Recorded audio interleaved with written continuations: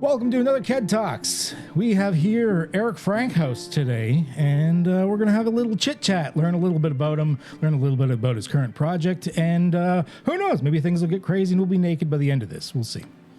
Ooh, fun. Get spicy. We both got apple juice and glasses with ice, so... Yeah, you can't see mine. It's okay. It's okay. So, before we get into the current project and stuff like this, like any good superhero movie, we need to get into your origin story. So, in a nutshell, like TLDR, who and or what is Erik Frankhouse? So, I am a kid that stole his uncle's first edition signed copy of the Monster Manual and decided that I love tabletop gaming. That's been my origin story for as long as I can remember. I still have that book. He knows now. Sort of.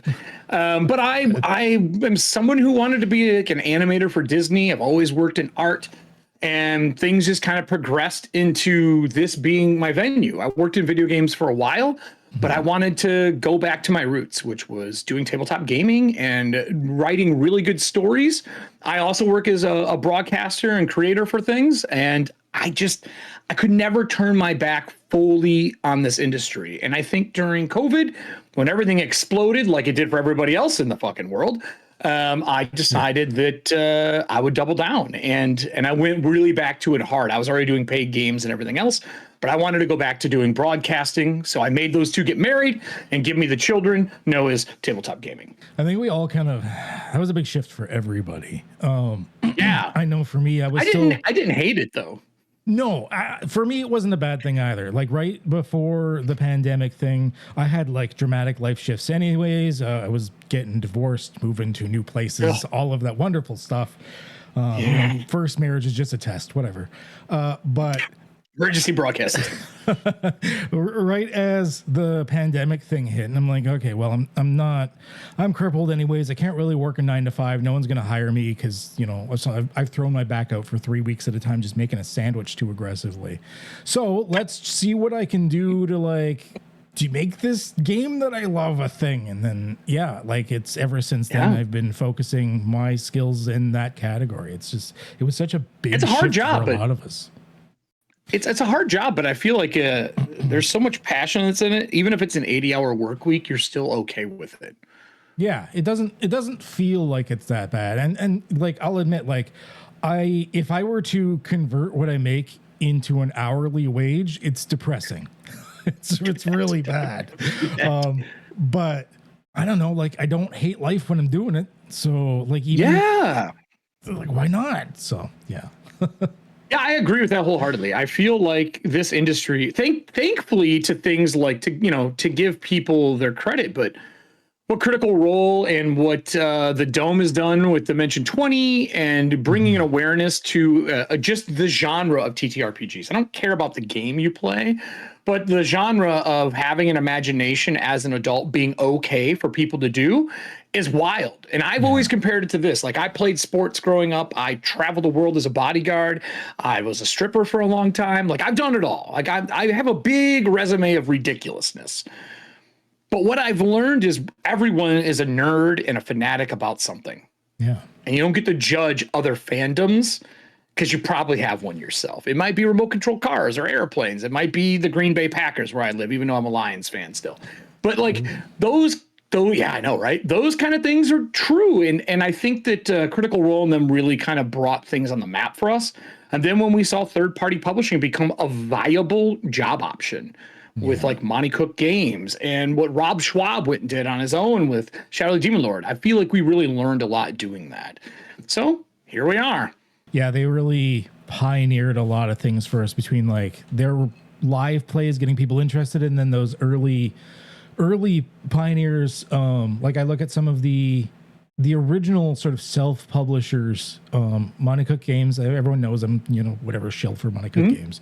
But I mean, they were one of the earlier like big crowdfunding like RPG like companies. Like they had names for themselves. Obviously, everyone knew who Monty Cook was, and then he had Shauna with him. And I don't remember Sean was with them right away. I think it was originally Monty and Sean. He was a late addition.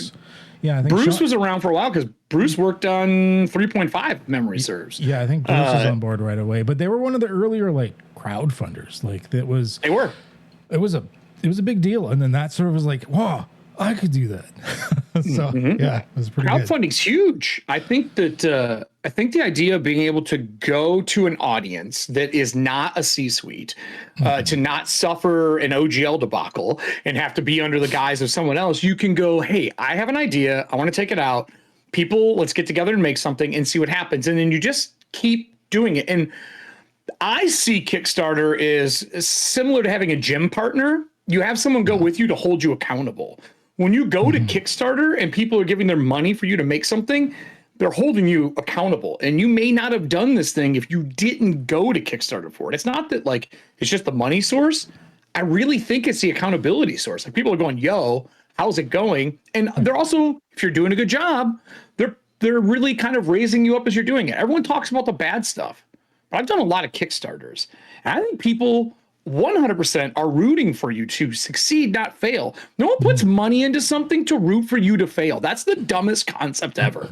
So here's a little side question. Obviously, I didn't have this one written down. So Kickstarter is obviously originally meant so that the little guy could try to make the thing. What do you think about some of these like bigger guys still using Kickstarter, even though they're already making millions of dollars. They're already doing their thing. They could finance it and do fine. What do you think about that mix? Should it just be them, the little guy, or is it okay for the bigger companies to still be using it as well? So I want to lay some salt down. People are going to be mad at me for this. I actually don't care that they're doing it. Gets me the reason I don't care they're doing it is this. When you go to, say, do a pre-order before Kickstarter existed, people would come in, give you your money, you say you're going to make X amount, and you would deliver a product. But we had no idea how long that was going to take, and there was no information along the way. You just went, I want X. X will come to me in Y. But the distance between X and Y is unknown. Kickstarter, you could talk to them about it. When a big company goes and does that, they're doing really three things for me as a small, like indie company. One, they're bringing more people to a site and source that is looking for the things that I am already making. So think of Kickstarter like the QVC. Like you could sell things on QVC back in the day and people were watching. They had a captive audience. Kickstarter has a captive audience. So if Monty Cook Games wants to keep making products there, you can get mad at them. And my answer to you is stop falling to FOMO. You can still be a collector, because I got yelled at for saying that, and just buy it when it's done. Yeah. You don't have to buy it out of the gate, right? I think that that's one, they're bringing people for it. Two, we get to watch them and how they're successful and learn from that on their dime. Yeah. I'm not putting any money in watching Free League come in and go, here, this is how you do it. I get to see how they do it and learn from it. And they're very open about what they do. And I think the third thing and most important is if you make something for that system, so let's take what we're doing right now is Shadow Dark. If I'm doing something for Shadow Dark and the company who makes it, Arcane Library, likes what I'm doing, they have a whole backer list of people who bought shit. Yeah. And they may go, check out this new thing being made.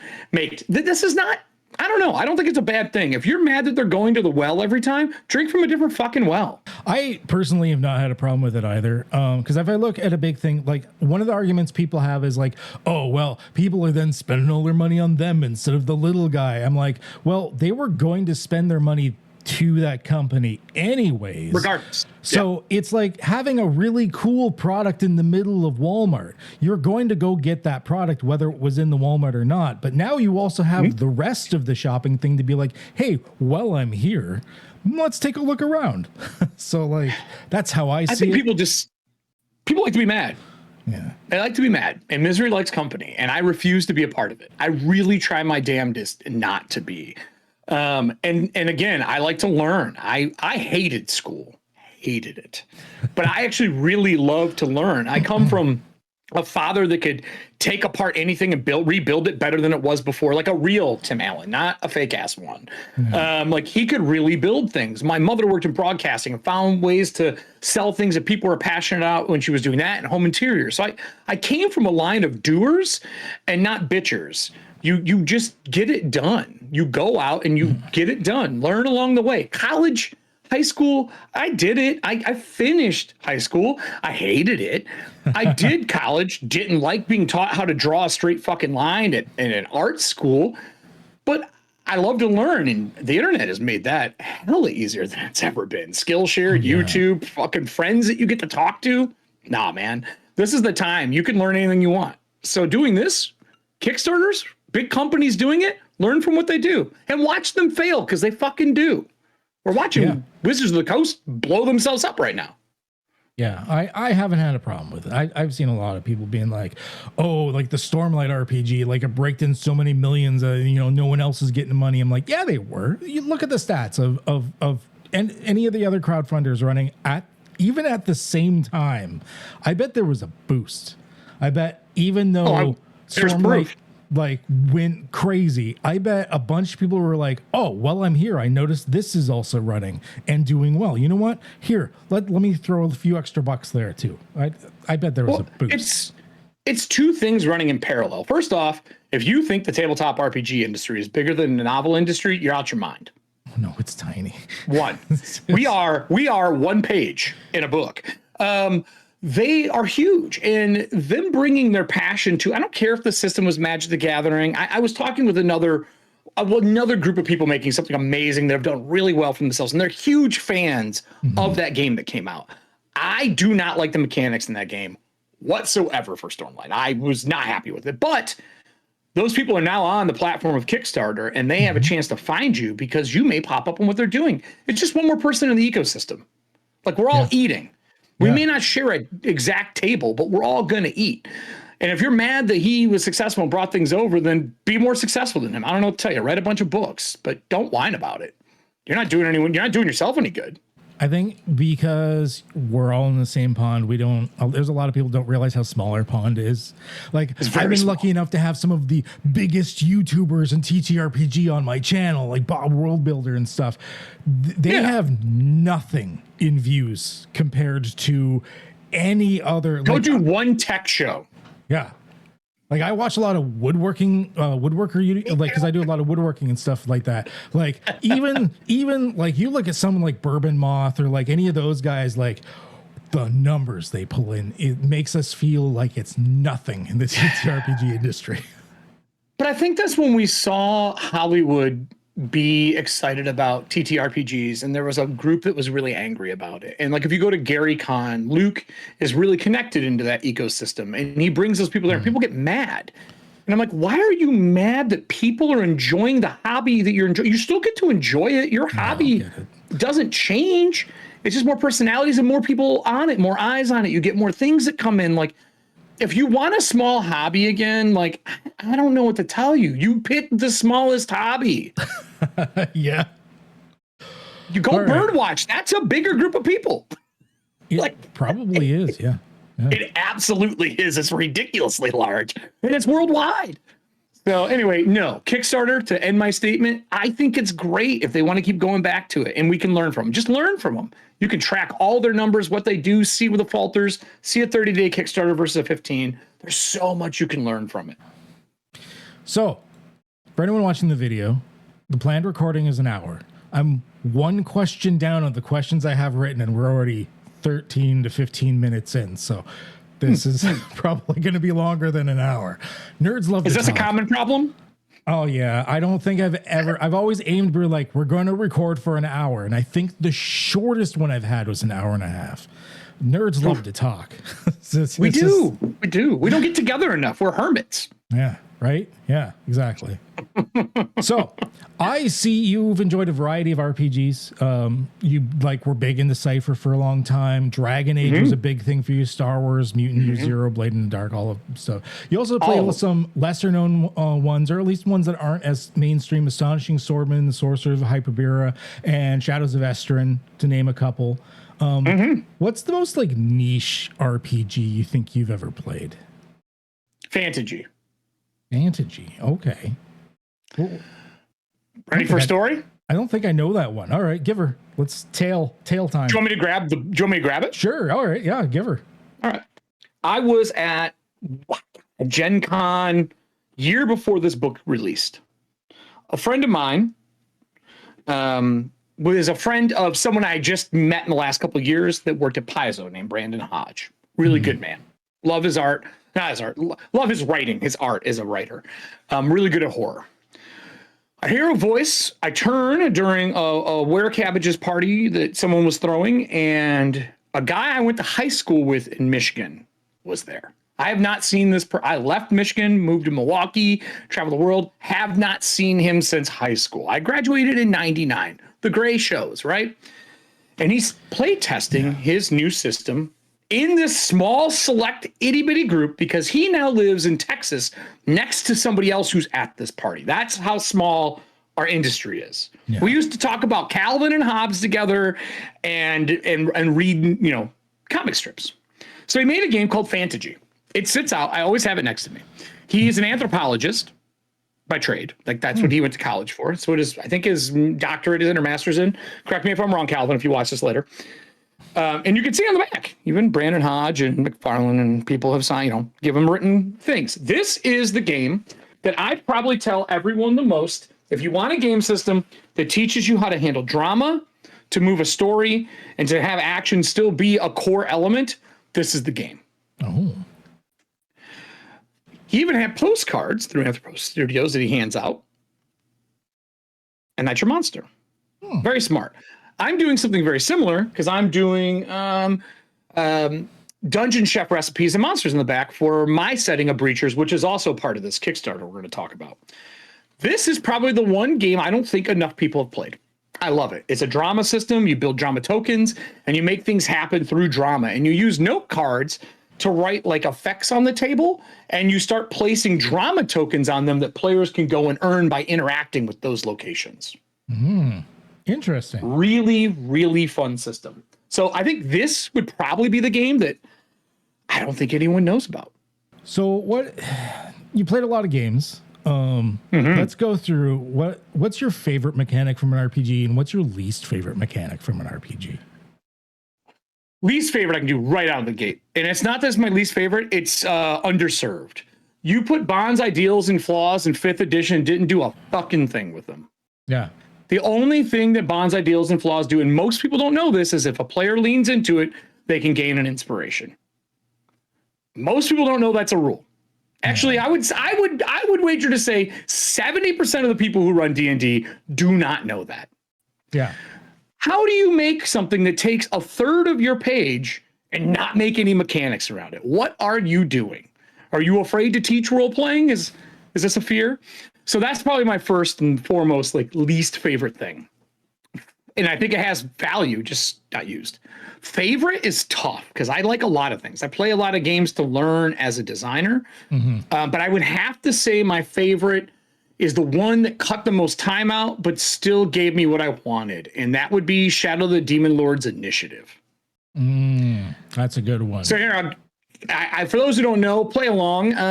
Do you want to go on fast or slow? How would you like to go with your character? So we go fast. Fast. That means you go before the monster. You either get a move or an action. Everybody else who's a monster goes on fast. Now, anyone who's on slow gets their move and action. And then the monsters get their move and action. And then there's wrap up. And when you had your potions drank and certain spells, they all happen at the end of the round as wrap up. How is that not the initiative in every game? Yeah, Shadow of the Demon Lord. There were a few things in the way the book was designed where I was always kind of on the fence with, but as a system, as ideas, as everything else in the system, I adore it so much. There's a lot of things in there that myself, my buddy Taryn Pounds, a lot of designers that actually refer to because it is a really good book. Shadow of the Demon Lord. I think all designers use it as a bar for design. And I think as a designer, there's really one major thing that I want all games to do. And they don't.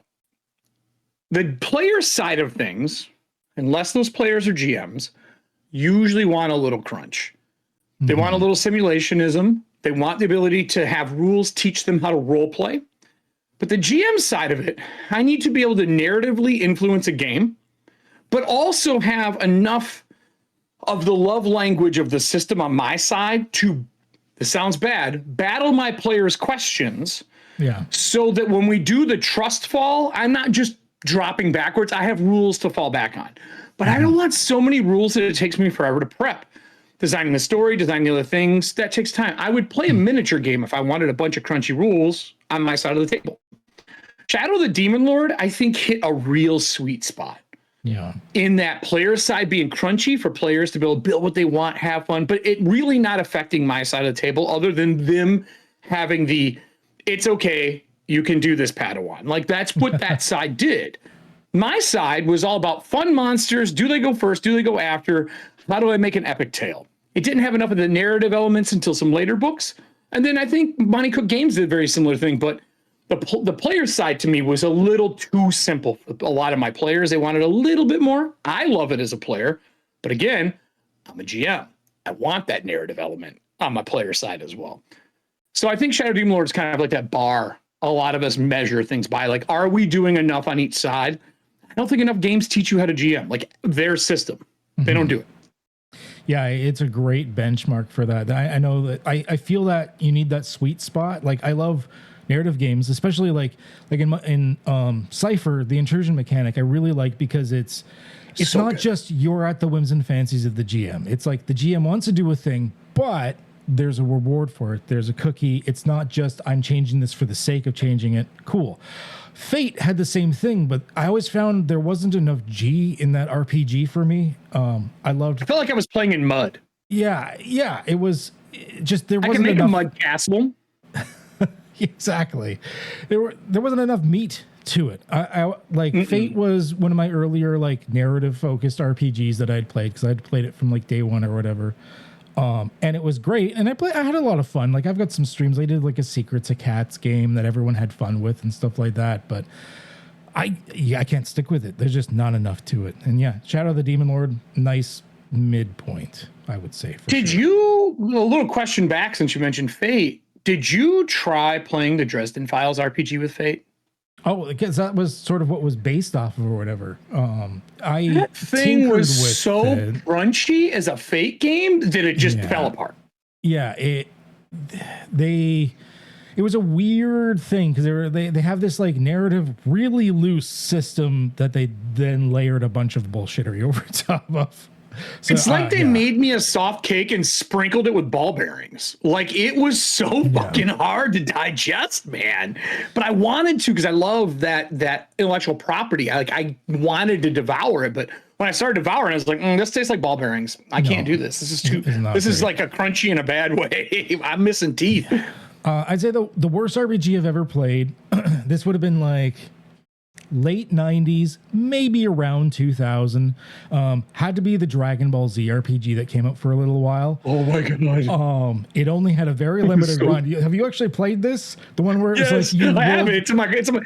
It's in the bottom shelf of my closet, which means I don't touch it anymore. It was something like you rolled a d6 for every like 100 power level or something stupid. And for anyone that knows anything about the Dragon Ball Z, you're like getting into the like you'd need buckets of dice. It wasn't play tested. It wasn't. I don't know. I would love to interview that team and know if it was handcuffs or a brand new designer. And what they know now, like, not to grill them. Like, look, if you made it, you know it's fucking bad. If you played it, you really know it's bad. I would love to hear the growth of that person. Like, watch, there was some mainstream designer that we don't even know about now. I would love that. Because it's one of the only RPGs I've ever played where it was unplayable. It could not function. You had to write in the book to fill in the gaps. It was gruff. It was Mad Libs of TTRPGs. So bad. So bad. I'm glad somebody else has played that garbage. So you've obviously been around for a while. I saw even in 2018 you tried to shoot your shot and offer to run a game for Matt Mercer. Did you ever get a reply on anything for that? I've met him once. I didn't get in for that. I did shoot my shot to try to do it. I have done that to every major GM. Here's my thought on that. It's not like it wasn't clout seeking. It wasn't like I'm trying to rise up in the ranks and these are the people. No, it's me as a 99.999% GM having to go play games with other people and knowing that like I would love to have someone similar to me or a quality level of me run a game for me so I could enjoy it. I'm not shitting on GMs. We all know some people are better players and some people are better GMs. If you don't know that, Sure. you're lying to somebody. I would love to have ran them in a game just so they could have a chance to play. But now Matt gets to do that. He has people doing that. I'm fucking happy for him. Like, literally, that was my goal. It was simply, I bet you this guy never gets to play a game with a good GM anymore. Because Colville was his GM originally, and I don't think they play together anymore. And that was PF1, which is a story for another time. Well, that was back in like he shot that shot in like 2018. So like Critical Role was like that was still campaign 1. They were just transitioning from Pathfinder to 5e at that point, I think. So I was friends with Paizo at the time. Yeah. And if anyone didn't know this, it was going to be a Paizo stream, a Pathfinder stream. Things didn't work out. I won't say what. That's not my story to tell. But Wizards of the Coast picked them up, and then they switched to 5e. Now, if you watch the earlier episodes of CR, you'll notice that they still have like PF1 like PTSD. Like they have rules still the gods stuck in their head. I'm gonna be perfectly honest. Like, I did play Pathfinder 4 years. Played a ton of it. It was definitely a step up from 3 and 3.5 for us and stuff like that. But I don't feel that Critical Role would have taken off as successfully as they did if it had been Pathfinder First Edition. I think it would have been too crunchy for not just the audience, but those players. They would have been confused. They were confused with the 5e rules, and they were still struggling. But what's the difference if they're confused in 5e or confused in 3.5? I think it just proves that it's the cast and not the game. Maybe that's true. I don't know. I think it proves that they could play Tiddlywinks and we would watch. I guess the biggest parts were the acting bits, but I still feel it would have struggled more because they would have been like, I don't know what I can do. There's like things all over the place. What does the BAB stand for? Why am I like flat-footed? What is this? Yeah, flat-footed. It would have been the touch ACs. It would have been the perfect time though, because people don't remember Paizo changed the game not because they took over and 4th Ed fucked it up. They took over because they were the first to print a beta that was public that you could buy for $20. At Gen Con. They sold their game and said, look, here's what we want to make. Let us know if it sucks. That was the first time we've ever seen that. I was a big supporter of Pathfinder and Paizo because like I didn't like the way through WotC was doing 3.5 and then into 4th edition. Although my group did a really weird thing. We played 3 and 3.5 for a while, but we didn't stick with it. And then we went back to AD&D 2nd edition for the longest time. Did too. And then we went to Pathfinder 1st edition. So did you get 4th edition anytime? I gave it a year. A good year. We gave it a while. It wasn't. It's not that it was a bad system. It's that it wasn't D&D, which is what it was saying it was supposed to be. So we felt confused. And it wasn't what we were looking for at the time. And I think that everybody's powers did the same thing with a different title at the top is what really it just felt like it was like everyone was drinking the same mug of beer with a different name. But I will say good things came out of that. Obviously, like skill challenges, ritual magic. The Monster Manual was fantastic in there. I think MCG learned a lot from that. I think Shadow Dark learned a lot from that as well. But yeah, that was not the system for me. When I went to license my video game, when I started my video game company, they wanted to charge me almost $20-something thousand to use 4th edition as the rule set. I was like, yeah, I'm done with you guys. that was just to use it. And then when I published, I had to give them this huge cut. And I was like, get fucked. I'm not doing this. No, that's no good. Your system's not that good. It's wow. Thank you. Good job. Yeah, it was all right. It was and at the time, I think it was just the group I had as well. So it's funny. I've worked primarily as a designer and artist and everything. So you would expect the fact that my college background is in engineering and physics. So needless to say, Pathfinder actually worked out. Wait, you're not playing Pathfinder anymore? Well, that's why we played Pathfinder 1st edition for so long, because I actually I had one guy who's literally a math genius. There was me that was in engineering, and I was partway through a bachelor's in physics. So we had a lot of nerdy let's tinker this out and figure we'd make the stay up all night and make these absurd builds. It was fun. It was fun. I think it was a great mental exercise. I remember my GM literally telling me I wasn't allowed to play a wizard anymore because I figured out how to sneak attack with a a fireball. Yes, high I did five. like 40d6 damage or something. So I got banned from Wizards from Pathfinder, and I got banned from Wizards when Chronomancers came out. like second edition Chronomancers. Yeah. That and the shrink spell, being able to shrink something down into a piece of fabric, like, I don't know, a Titan's door, and then throw it at somebody, and then cancel the spell and be like, bye. Just kill people with shadow statues. I wore a Titan's forge as a belt buckle. Yeah. Oh no, brooch. It was a brooch. It was a brooch buckle. Yeah, man. Similar backgrounds. Yeah, we do. Yeah, we do. Okay. So that leads into like professional stuff. You're no spring chicken in the gaming industry, obviously. Video games, tabletop games. Try not to be. So what's the most important takeaway that you've learned on the professional side of things, not just the player GM side of things? In tabletop or video games, they're very different. I guess we'll focus on tabletop, but if you got a touch for both, go for it. Favorite thing I've learned in tabletop. One, you need to make the decision if this is something you want to do to make money or if you're just doing it because it's fun. If you're doing it because it's fun, lean in all the way, enjoy it for the rest of your life, love your hobby, support the people who are trying to make it work. That's one. I think the reason I say that is because if you want to do this as a career, you are not going to be rich. You may look at the people who are. They are the very, very few. And I don't want to use the word 1% because it means something else right now. But they are the people who have strived real hard and luck at the same time, and they merged at the same time, and they found that path. Don't expect but if you want to be Chelsea or something. Yeah, don't expect that stuff. Don't expect that stuff. There's just things where like you should do it because you love it.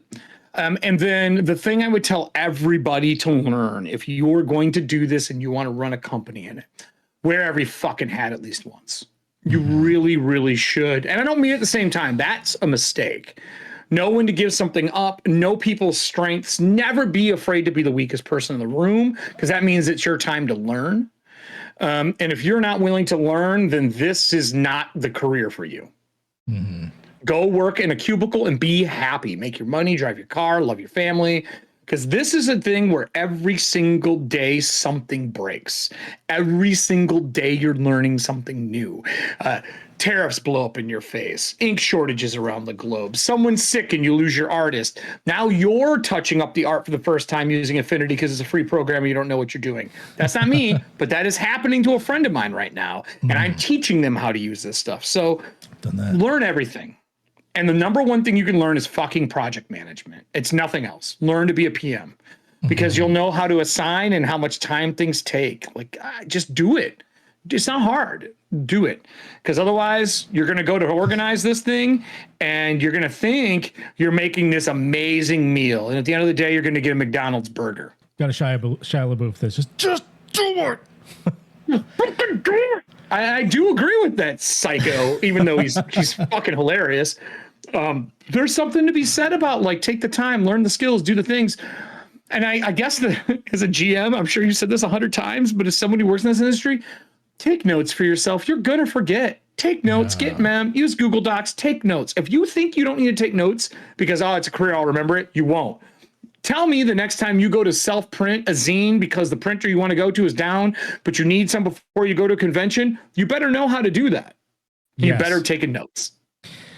I gotta say, on my point of view, because obviously still working in the industry as well, wearing those hats is probably, I have to agree, one of the biggest things, because I don't know how many times I've had someone that's like got the great idea and wrote the thing, and they come to me for editing or a layout or something, and they're like, "Hey, I want you to do it this way," and I'm like, "That's a piss poor way to do it, and you don't know this because you've never done this before. Are you sure?" Like, or little things that you have to learn. Like, I'm doing an editing gig for someone right now, and he's already given me a laid out PDF to do the edits off of, and I'm like, that's making my job. I'm actually charging him more because I now have to rip the text out of the PDF, reformat it, because he wants me to do a full edit, which means reorganizing the book. I'm like, no, you gotta do this in steps. You gotta. If I have to copy and paste text and put it into a design, whatever program, it keeps that formatting. No matter how many times you hold Control Shift V, something is going to carry over. Yeah. And especially with From a PDFs half the PDF. time where it has the return carriage between the lines, even though it's the same paragraph. And if you optimize it, which I learned from somebody recently, it breaks all of your flow. Yeah. Optimization's what breaks. Like, you ever going to highlight something, you get the title of one paragraph, and then you get this paragraph? Yeah. That's optimization. That's what causes that. I had no idea. So yeah, wearing those hats will save you money. It will save you time. It will make, because I've worked with some nightmare teams, and this isn't bashing them. We all have to learn. And like, I didn't like, I would say like 5 to 7 years ago, like I would have been in the same boat. I wouldn't have had a fucking clue. And you learn this stuff, and you've got to wear those hats. Like I've had You to pass wear your all those knowledge hats. on too. I will say, if you are one of the people like myself or Taryn or, you know, Eric or whatever that can do most of the hats yourself, I will say there's at least one hat you have to pass off. You cannot Always. edit your own shit. You Never. have to get You an do editor. first pass, and then it goes to somebody else. You can do your own layout. First You can pass. do your art, Yep. whatever. You cannot Yep. edit your own shit. Yep. And there's a lot of arguments about like how editing should be done. I learned from Rick, Rick owns Storyteller Forge. He's the person who brought me on to do Black Ballad. He's a novelist beginning. Like that motherfucker's wrote novels, lots of them. He's very talented. And I didn't realize how many editing passes there were in novels, even though I helped do a map for another one called Club. I think it's Club anything. I can't remember, but it's Club something. And I did maps for the front of it. And my buddy was doing, I always heard about the editing passes, but like it didn't click.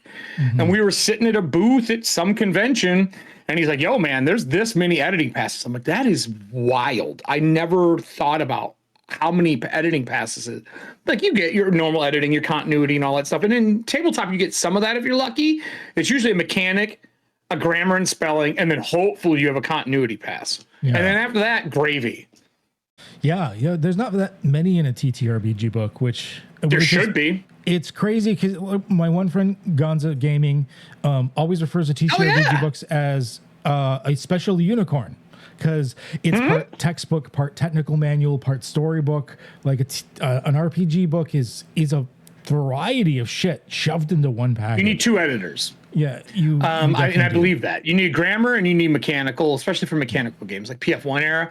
One of my friends worked for a crane company, and they were also an editor. So that brain together was like, please come edit everything that we touch, because they understood, and they were a gamer. So they understood the whole ecosystem of like grammar pass, mechanics pass, and they would give you two different colors when they'd send it back to you. I gotta say, I'm really lucky with my current project. The fact that I have the two editors, one, Devin, you're probably watching this, Crazy Weasel. You're my teacher, like English editor, and then old Gus, you're the mechanics editor, and you two were amazing, and I love you. So yeah. Yeah, don't learn from others, man. Learn from others and learn what you're bad at. I would rather hand I hate editing. I'm horrible at it. I can write, but I am not an editor by trade. I am not good at it in the slightest. I can do mechanical stuff. I'm a format monster. Like I'm good at that because I do design work. But man, editing, I'm not a grammar person. Grammar leaves my second wife. It just makes my life easier. So you mentioned something about the Black Ballad. I guess we should start maybe getting into actually talking about the shit that you're doing. We can take as long as you want. You can do 2 episodes out of this, whatever you want to do. Yeah, my gosh, I'm like, we haven't even started on that, and we're already 40 minutes in. But this is why I like doing this. I just like, I've met so many new friends just shooting the shit through this shit. I the curse best. a lot That's on why my I do it channel, too. by the way. Me too. So feel free to swear all you want. I mean, so on EFP, my channel, I do corpse talk, and I do an interview, and then I run them through a Mork Borg style adventure. And I used to rotate between question and game, and I learned that not all brains can do it. Oh, that makes sense. Yeah. So I had to like separate them now for this new season that I'm doing. But yeah, I love it. I meet so many amazing people doing it, and I get to help them find other people that they need to do what they're doing, which to me is like one of the most, I don't know, like it's the mint on your pillow at the end of the night. Like it's just that little extra thing. I mean, Anthony did that for this, which was great. Yeah, that's probably, it's my favorite thing about this whole thing, because like I don't consider myself an RPG YouTuber because I'm not trying to succeed at YouTube. I'm not trying to earn money off of it. I don't even have monetization turned on for most of my videos. It's archival history. I just do it because it's fun. Like my last video, I didn't even put it on my own channel. I let MCG put it on their channel. You're doing Numenera stuff. Congrats. That's awesome. Yeah, I was doing the Numenera one because I wanted to do the deep dive, but also there was like it was a thing where it's like, it's technically copyright information that I'm going to be parroting off. And then they're like, well, hey, we'll put it on our channel. I'm like, that's a good idea. All right. So, yeah. Problem solved. But yeah, I just, my favorite thing is just meeting the new people. Honestly, the people I've met, being able to like, having like run games for like the other YouTubers like Nerd Immersion and Bob World Builder and stuff like that on my channel. Even if we hadn't have streamed it, I think it would have been my favorite part of this entire process. It just would have been great. Mm-hmm. I 100% agree. Well, as someone who does it, I cannot agree more. So Black Ballad, why don't you, before we get into it too deeply, why don't you get us to like a TLDR? What is the Black Ballad? So, okay, so for the level below, like just before that, I work as an independent contractor. Mm-hmm. And I met Rick through conventions because we both did the convention circuit. I have, on average, was doing 20 cons a year, which is don't do that. I did about 20 a year, and it's a lot. We met doing that. Mm. He made the Black Ballad a couple of years ago, and it is, I explain it as the heavy metal love letter to the afterlife with 5e as the rule set for it, right? Mm-hmm. And you play in the crossroads and you play basically like purgatory in the afterlife. And it is a level 20 campaign, but Storyteller Forge believes in storyteller first. They want the narrative to be the goal. Yeah. And everything can be scaled. They start at 20 so that you can scale it down to whatever your campaign level is, whatever you as a GM is comfortable with, or whatever your players died, which is what we're going to get into in this. And they made this amazing piece. I listen to all music besides country, but I love heavy metal, and he wrote something great. We have a custom music soundtrack by Diamorte for this. You might be familiar with him. So the Black Ballad was this idea of merging music, metal, and the afterlife into one huge narrative campaign. Fast forward. Last year, he's like, yo, you've been talking about Shadow Dark nonstop. What the fuck is it about? And I told him what it was. And he's like, OSR, I don't know, man. Storytelling. I'm like, whoa, hold on a minute. Second edition, I think we told deeper stories than most people realize. Yeah. Because rules weren't the problem. We had to make up half the rules. The shit didn't work. I mean, it wasn't Dragon Ball Z, but we had to make up rules. Yeah. And I explained what it was and how tables become an immersive narrative. And I know you're an immersive storyteller because Rick was a hardcore vampire LARPer for a long time. Like this guy ran huge groups and I ran those circles. And he's like, okay, so I got the language down. I got him on board. He's like, can you convert the Black Ballad to Shadow Dark? I broke some of my core tenets thinking about it at all because I believe that a setting should match the system. Mm-hmm. I don't think you should try to rebuild a system to match a setting. If that makes sense to you and to the audience. I get it. Like, I would not want to put Blades in the Dark on top of 5e. No. That setting isn't made for it. So I was like, look, I can't say yes. I'm going to have to read through this monster. It's like 200 something pages and a soundtrack. So I threw the soundtrack on repeat. Read through it. I marked up a physical copy of the book. And I was like, look, we can do this, but there's some hurdles we're going to have to overcome.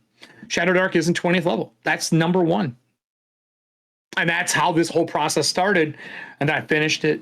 And then he in October is like, hey, man, do you want to help me do the Kickstarter? So now I'm back with him again doing this. That's the long and short version of it. The mixed one of it. And I do agree that you shouldn't try to like shoehorn it into a system that doesn't match. But looking at the book that you showed me, and then I researched like the previous one a bit and stuff like that, I actually think this matches Shadow Dark better than its original material. So I think if anything, that's how I sold him. Yeah, you're putting it in the right spot. You found the right slipper. So I mean, I can say my home system went through 7 settings. Sorry, 7 systems. My setting did. So I get the system jump because you're like, this doesn't work, this doesn't work, this doesn't work. Yeah. And he wasn't assured at first. Like if Rick was here, he would say the same thing I'm about to say. He wrote the adventure that's in the back of this book. I said, we need to make something that is as close to infinitely replayable as possible. Yeah. I see this as a tool book that lets you take the Black Ballad, that's this big 200-something page thing, which is not what Shadow Dark's about. But if you want that narrative crunch, not system crunch, narrative crunch, it's there for you. You don't need a system for that narrative part. But I needed to give them the things that were the crunch, which is like your monsters, your major classes, your races that are in the game, or ancestries for Shadow Dark. And he's like, well, what do you mean infinite replayable? I'm like, every time someone fucking dies, the GM should go, you know where we're going. And it isn't Ravenloft. Yes. And that's what it should be. And that's what the back is. And that last part of the book, the green section, isn't that long to run. Yeah. And I've now run it. I think I'm on my 6th time running this piece. I'm going to run it tomorrow. If you live in Milwaukee, I don't know when this is coming out, but at Manatap, I'm playtesting some of this shit. Awesome. And I'm running it tomorrow for a group of players who are paying to play. They died in my last game I played, so I'm going to run this because I think it's a tool book, very similar to what Knave is to people who are running games. So this is a splat book. I know people don't like that word, but it's the right fucking word. It's a splat book. It's a supplemental. Yeah, I know. It's not like a lot of people seeing this may originally think, oh, this is like an adventure thing. But I know it's like you've guided, and the verbiage that you're using is that it's avenues of play, the way it's structured, which I think is the best way to do it. This was called the Black Ballad Second Chances Adventure originally, and I told him you have to cut that out. Yeah. It's not an adventure. He's like, no, it's adventure. I'm like, you're thinking an adventure in a very broad term. Adventure as a sales term means an adventure, right? Yeah. It's gotten murky with 5e where they're giving this huge player aspect and the GM aspect, which if people don't know this, players don't buy shit. GMs do. It's not the players. Don't lie to yourself. That's like saying you can play baseball. Most of us realize it's like 90. Like the entire industry is fueled like 90% by the GMs. It's 8 out of 10 people who buy are GMs right now. That's the rough numbers, like working booths and stuff like that. 8 out of 10 are GM buyers. And then you do have some real hardcore player buyers, and that's that person who owns it all because they're a collector and they want to help support the party, the GM, the table, which more of you, please. Yeah, right? Especially if they like the special editions. Oh, absolutely. So yeah, I see there's character options, there's like new like classes, heritage, spells, gears, monsters, and of course the avenues of play, which is like a big one. What do you see is probably going to get the most? What part of the book is probably going to get the most use, like at the actual gaming table? The book, well, so the music I think is going to be the thing that gets used the most. That's just my personal opinion. Yeah, that's fair. It's DMCA music. You can play it on anything you want. Okay, which is awesome. That's really great. Yeah, right. Yeah, it's people who broadcast like what DMCA free. I think that this book. I think the modes of play are going to be the most popular because it lets you coat the entire game in the Black Ballad. Like it feels like the Black Ballad because you're playing these modes of play. And when I was doing the conversion process, I was looking at the different classes they had that are like bloated 20 level versions because it's 5e, not because it's Black Ballad's problem. And I was like, how do I distill this down into something that instead of being one person that hits this, how do I cover everyone? And the thing people always talk about in Shadow Dark is, oh, you earn experience from finding magical items, doing boons, getting gear, finding gold. And people argue that that's a horrible way to level up. And my argument is always, you don't have to fight the things that are around those things. Like the goal is to get better, and the gear makes you better. The classes are based around gear. Not everyone can use a greatsword. Not everyone can wear plate mail. And they've stripped down a lot of the extra stuff that is really put too much meat on the skeleton of the 5e mentality of advantage and disadvantage. I was like, how do I make this work? So we made conviction mode and sovereign mode. You can even use them together. You don't have to use them individually. You can play them both at the same time. And it really lets you feel like you lose things in the afterlife and become something else. And we wanted that to be like a core premise of dying making it through and either going back home to wherever your character's from. Because we ran this for Shadowrun. Oh, interesting. You ran it for anything. We ran it in every set piece, just as a test of the concept. Vampire, I've done it for Numenera, I've done it for everything, just as a concept.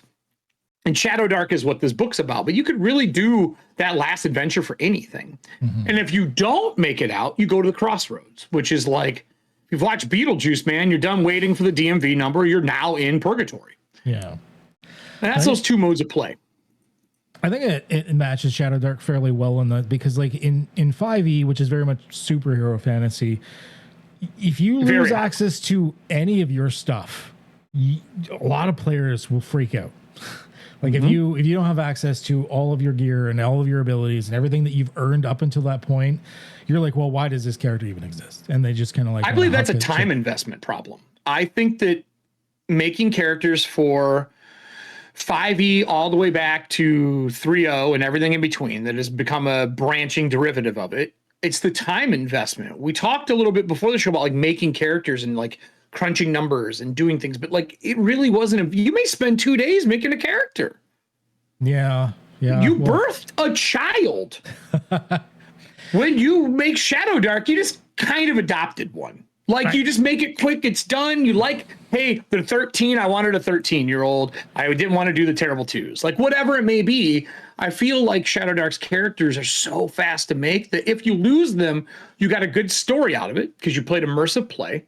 And then if they die, you still have a great story. And our campaign coming up in February that we're doing, like our social media campaign, we are going to ask all of you to give us your favorite PC or NPC death. I don't want to know about your character. We've all heard that my favorite character is. I want to know how your favorite character died, or how your favorite NPC died, or monster even. Yeah. And we're going to be doing a whole campaign around that. And then 3 of you are going to get put into the adventures we're making coming up. That's awesome. I think people have forgotten how to die in these games. Yes. I know there's like, I like my narrative games. There's some games like I'll play like Tales from the Loop or something. And like, yeah, you're not going to die. I want to play my, you're not going to kill a bunch of kids.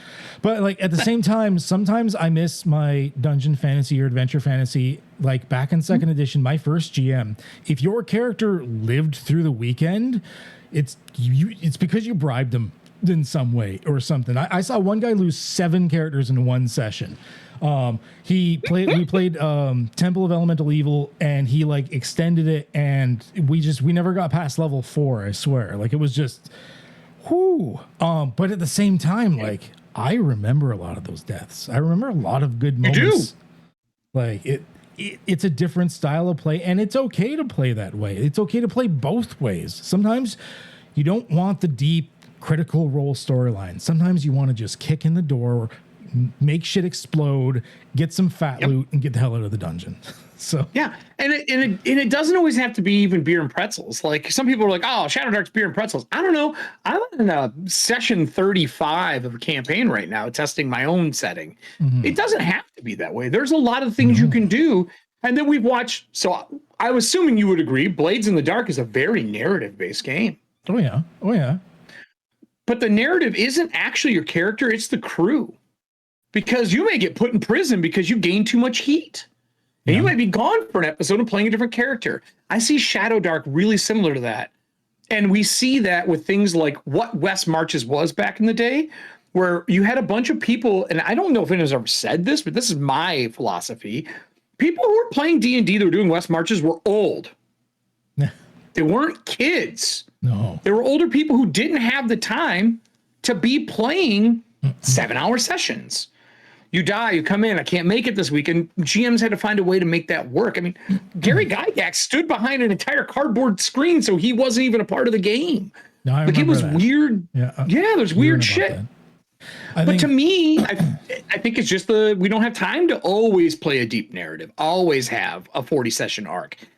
And this kind of solves that. And you can, I mean, people forget you can mix and match when you don't want, like with West Marches, for example, there was a lot of role play, I would say, outside of the game. People being like, hey, did you hear the Sword of Anthrax is in this dungeon? Who wants to get together this Friday and go see if we can go delve for it? And like, there was play out of the game. Like that, I think there's especially a lot of game avenues stores. of play. Yeah, especially like groups like that. There's a lot of avenues Game stores and people have in forgotten. Discords. I think it's forgotten only because we had a boom during COVID and people weren't around when a lot of that stuff was. And I'm not saying like old guard. No, I'm just saying like you didn't get to learn it. You weren't there. So it's come back again. People have found it. They've dug in the archives because everything's archival now. And I think people who have just started gaming are going, man, there's a way to drop in and out, even though I have 3 fucking jobs right now. Yeah, exactly. It's just 2 kids. I always say it's a lot like with the systems where I would say more systems is just more tools in your toolbox. Well, more avenues of play, more gameplay, like what this book is introducing, is just another tool in your toolbox to use. And I think we need as many tools as we can get. And there's nothing wrong with having all the tools. Tools make you a better player and GM. It's not having more settings or more systems. It's tools. And as someone with a garage full of tools, actual physical tools, that like I've got a new tool. Like you never have enough. What can I do with this? Every new table. I think the happiest thing that happened when I was making this book is when we were doing that infinite replay adventure. Rick wasn't understanding the purpose of tables because it's not part of Vampire. Mm-hmm. He's running White Wolf for a long time, and there's no table. I was like, but there is, Rick. They're here. They're in your head. Yeah. You have a table of if this happens, or this happens, or this happens, or this happens, or these people are interacted with. That's a table. You just need a more floaty response than a concrete response in what you're doing. And he's like, I don't get it. And I gave him one. And in this game, every time you die, the GM has a table they fill out. And their goal is to fill out people that you killed or died around you in your game. So that when you're in the afterlife, there are spirits that come up to you from those people that you murdered. Oh, I like it. And they have voice pieces that they do. And you also, in some of these modes, the cost is called the unraveling. You lose memories to gain abilities and powers. So you might forget what your father's face looked like. You may forget the first time you swam and you can't swim anymore. I like that. So it's an idea of like gaining power, but it needs space when you're a spirit, when you're something that isn't there. And that's the things that you lose. And I think those developments in like Shadow Dark are so fun because you get something every odd level for a talent. Why not fill it with some other fun stuff? Yeah. And that's what those kind of modes of play do. But yeah, I like it. I mean, I really like the idea of doing it. There were hurdles, though. It was not easy to convert 20 down to 10. No doubt. It's an entirely different style of play. Like, once again, 5e is superheroes. It's literally fantasy superheroes, where Shadow Dark is a lot more scaled back. It's more like standard heroic fantasy, I would say, than 5e. So yeah, one of your backgrounds is you're a town crier. Yeah. What do? I tell people what's going on in the city. Why? Because they can't read. Yeah. So one of the big things for this, obviously, is the music. I know music's always been music and sound effects have always been really big in my games. Some of my groups, we the classic Lord of the Rings orchestral. My one group back when we played last time we were playing AD&D, like we have our metal list of playing like Tyr, Amon Amarth, Arcona, Opeth, Blind Guardian, whatever. Yep. So what was the idea for you guys here that like you wanted like this needed to be like a metal band that's part of this? So this was all Rick. We just did an interview with the CU guys. Rick talked at length about this. And I can tell you the short version was he was working on something else. There were a bunch of bands that people would know sitting in one room together. And he asked, well, why don't we just make an album for TTRPGs? You guys need credit for what you're doing and what you're making. You should do it for novels and TTRPGs. And a couple of the people in these bands went, that's a thing. It used to be, actually. We used to see it more often. It used to be. Yeah, I mean, Mork Borg gets it. I have a 45 from Mork Borg. Oh, yeah. Oh, I wanted that so like, bad. And I have a bit. Yeah, and like, there's something about that kind of stuff that's awesome. And I always I don't know how about you as a GM, but like I don't really the appendixes in the back and the whole idea of like, oh, these are TV shows I watch and what's going on. You're gonna pick the ones you like. You're not gonna use the ones that the guy who made it like. But music is different. Music can create emotion and set a mood in a way that words cannot do. Not unless you have like not unless Morgan Freeman is reading your game to you, is that going to happen? And music does that. And Rick wanted something that could set the tone before anyone even spoke. On in the background, turn it off for a few scenes. It's like candles. It's like your favorite song that when it's on the radio, no matter what, you listen to it. And if these songs can create an emotional connection to playing a game together, that's the goal. It's making that thing that words can't do. It's that other unfulfilled part of TTRPGs. We all played the Conan soundtrack for ages in our games. Oh yeah. Witcher soundtrack's the new one. Diablo soundtrack for your creepy, gothic horror kind of things. Why not have a heavy metal soundtrack for the afterlife for a heavy metal game? I love it. And like I said, I listened to some of the bands we used to listen to playing AD&D. So like, yeah, why not? It goes quite well. Yeah. Yeah, and it's just fun. Like, and there's a lot there. And again, DMCA free. If you're going to stream it, I've made overlays. They're going to come out during the Kickstarter. A little hint, hint, nudge, nudge. For those who want to stream the Black Ballad, or they want to just stream your characters died. Let's stream the death and play through this adventure. I have overlays. They're plug and play. You put them in. They're made by a streamer for a streamer. So to me, it was like, how do we give the package deal? He's given him audio in a game. We've reproduced Black Ballad for Shadow Dark. There's not enough Shadow Dark streams to help teach people how to play it. It is a very different mode of play. It's a freeing mode of play, I would say. Like you're not supposed to be taking everything real seriously, guys. It's okay. If you miss an advantage or +1, you're still gonna die at the end. It's okay. And we wanted something that was complete for him. You were going to Shadow Dark with this. Obviously, you had like a pick of different systems that you could have gone with. Like 5e was a thing, but obviously not maybe the right sock to fit on this particular foot. What is it specifically about Shadow Dark over all the other options you could have gone with, like Crown and Skull or Morkborg or whatever, that you think was the most attractive way for you to go for this project? Well, death is inevitable in TTRPGs. Every character dies. Every game handles it differently. But at the end of the day, when a character is dead, one of two things happen. There is a memory of that character, or you get resurrected. It's every fucking game. I guess there's a third if you're a bad guy, but now that's basically a resurrection. Oh, you're a ghoul now? That's basically resurrection. And I knew that talking to Rick, 5e wasn't giving Black Ballad its real just desserts. No. Shadow Dark is grim, dark, and gritty. I could see I think the core building blocks of the system as a whole are better than 5e.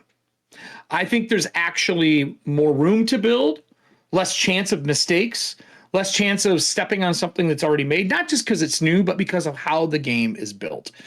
We've watched Arcane Library with Kelsey and the team put out, at that time, 3 Cursed Scrolls with new classes. And it was already a glint. Like, if you look at their assassin class, it's already a glint of like what we saw in 2nd edition with skills and powers, combat and tactics, and so on. Oh God, the player's options. Right? Yeah. But those things gave you, oh man, we're done with 2nd edition. Like, but are you? And you're like, no, we're not. And you ate those up. You played those things. Weapon speed was okay. And I saw those things, and I could have put this in Daggerheart, for example, or in Free League with the Year Zero system.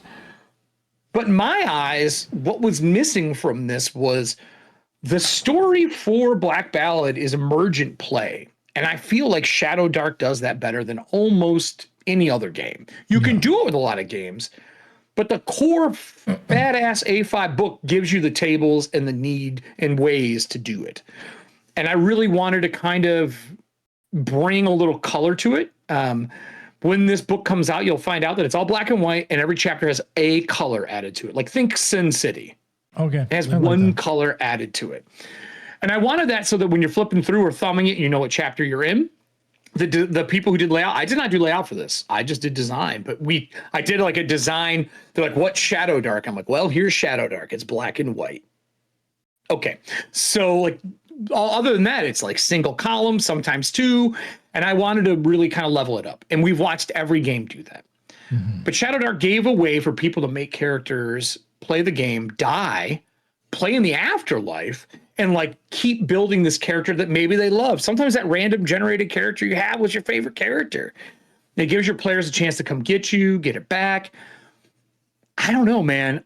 Building classes for this, like as a designer, building things for this system is the most fun I've had in 15 years. Building shit for games. I built stuff for everything under the sun, some published, some not. This Cypher, I wish my players love Cypher more, but as a GM, I love it. And Dragonbane are the three systems I really love designing things for. And this one, I don't know, man. I think this with Mythic Bastion lands and treating tables as a spark, not a fact, really kind of changed my idea. And I was like, yo, we have to go with this. There's no way it's about death and hard choices and horrible things happening to you. Like, we have to do this, and the license is great. Yeah, it's really open.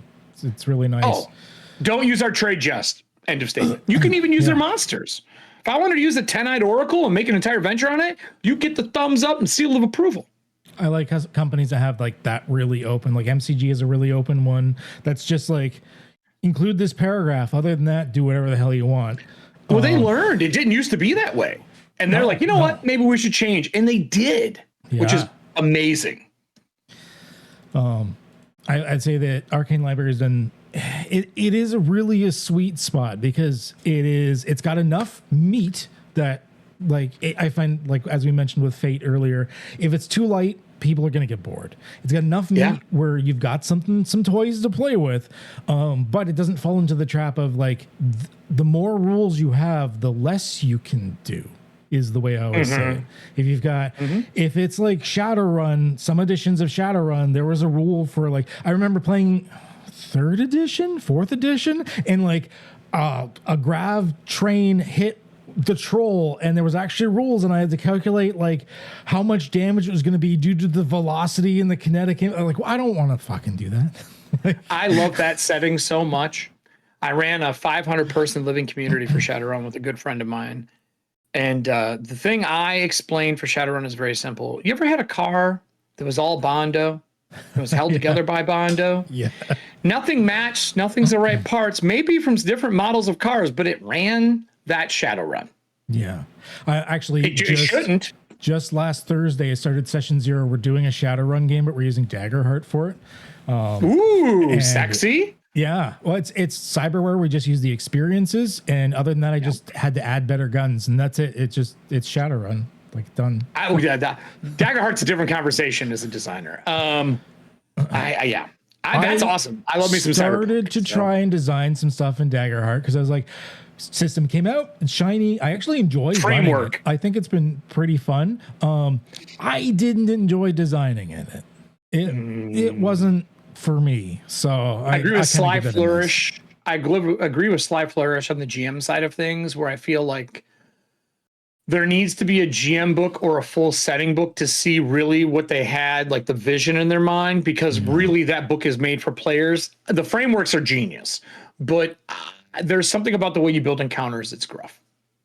It doesn't work. Yeah, I would have. I don't know. It's hard to find that sweet spot because you get things like ICRPG, which is like also one of my favorite RPGs, where sometimes some of my players find it too loose. They're like, oh, well, all the goblins feel the same, even though they might have a different ability or something, because it's all just the one score you're going against. And I'm like, okay, well, it's hard. There's no RPG that's perfect. I like to cherry pick. You gotta pick and pull and all that stuff. So I harp on Session Zeros because of what they've turned into, but Session Zeros for me aren't really all the lines and veils and everything else under the sun. Like, you should have that conversation. It doesn't need to be a whole fucking session though.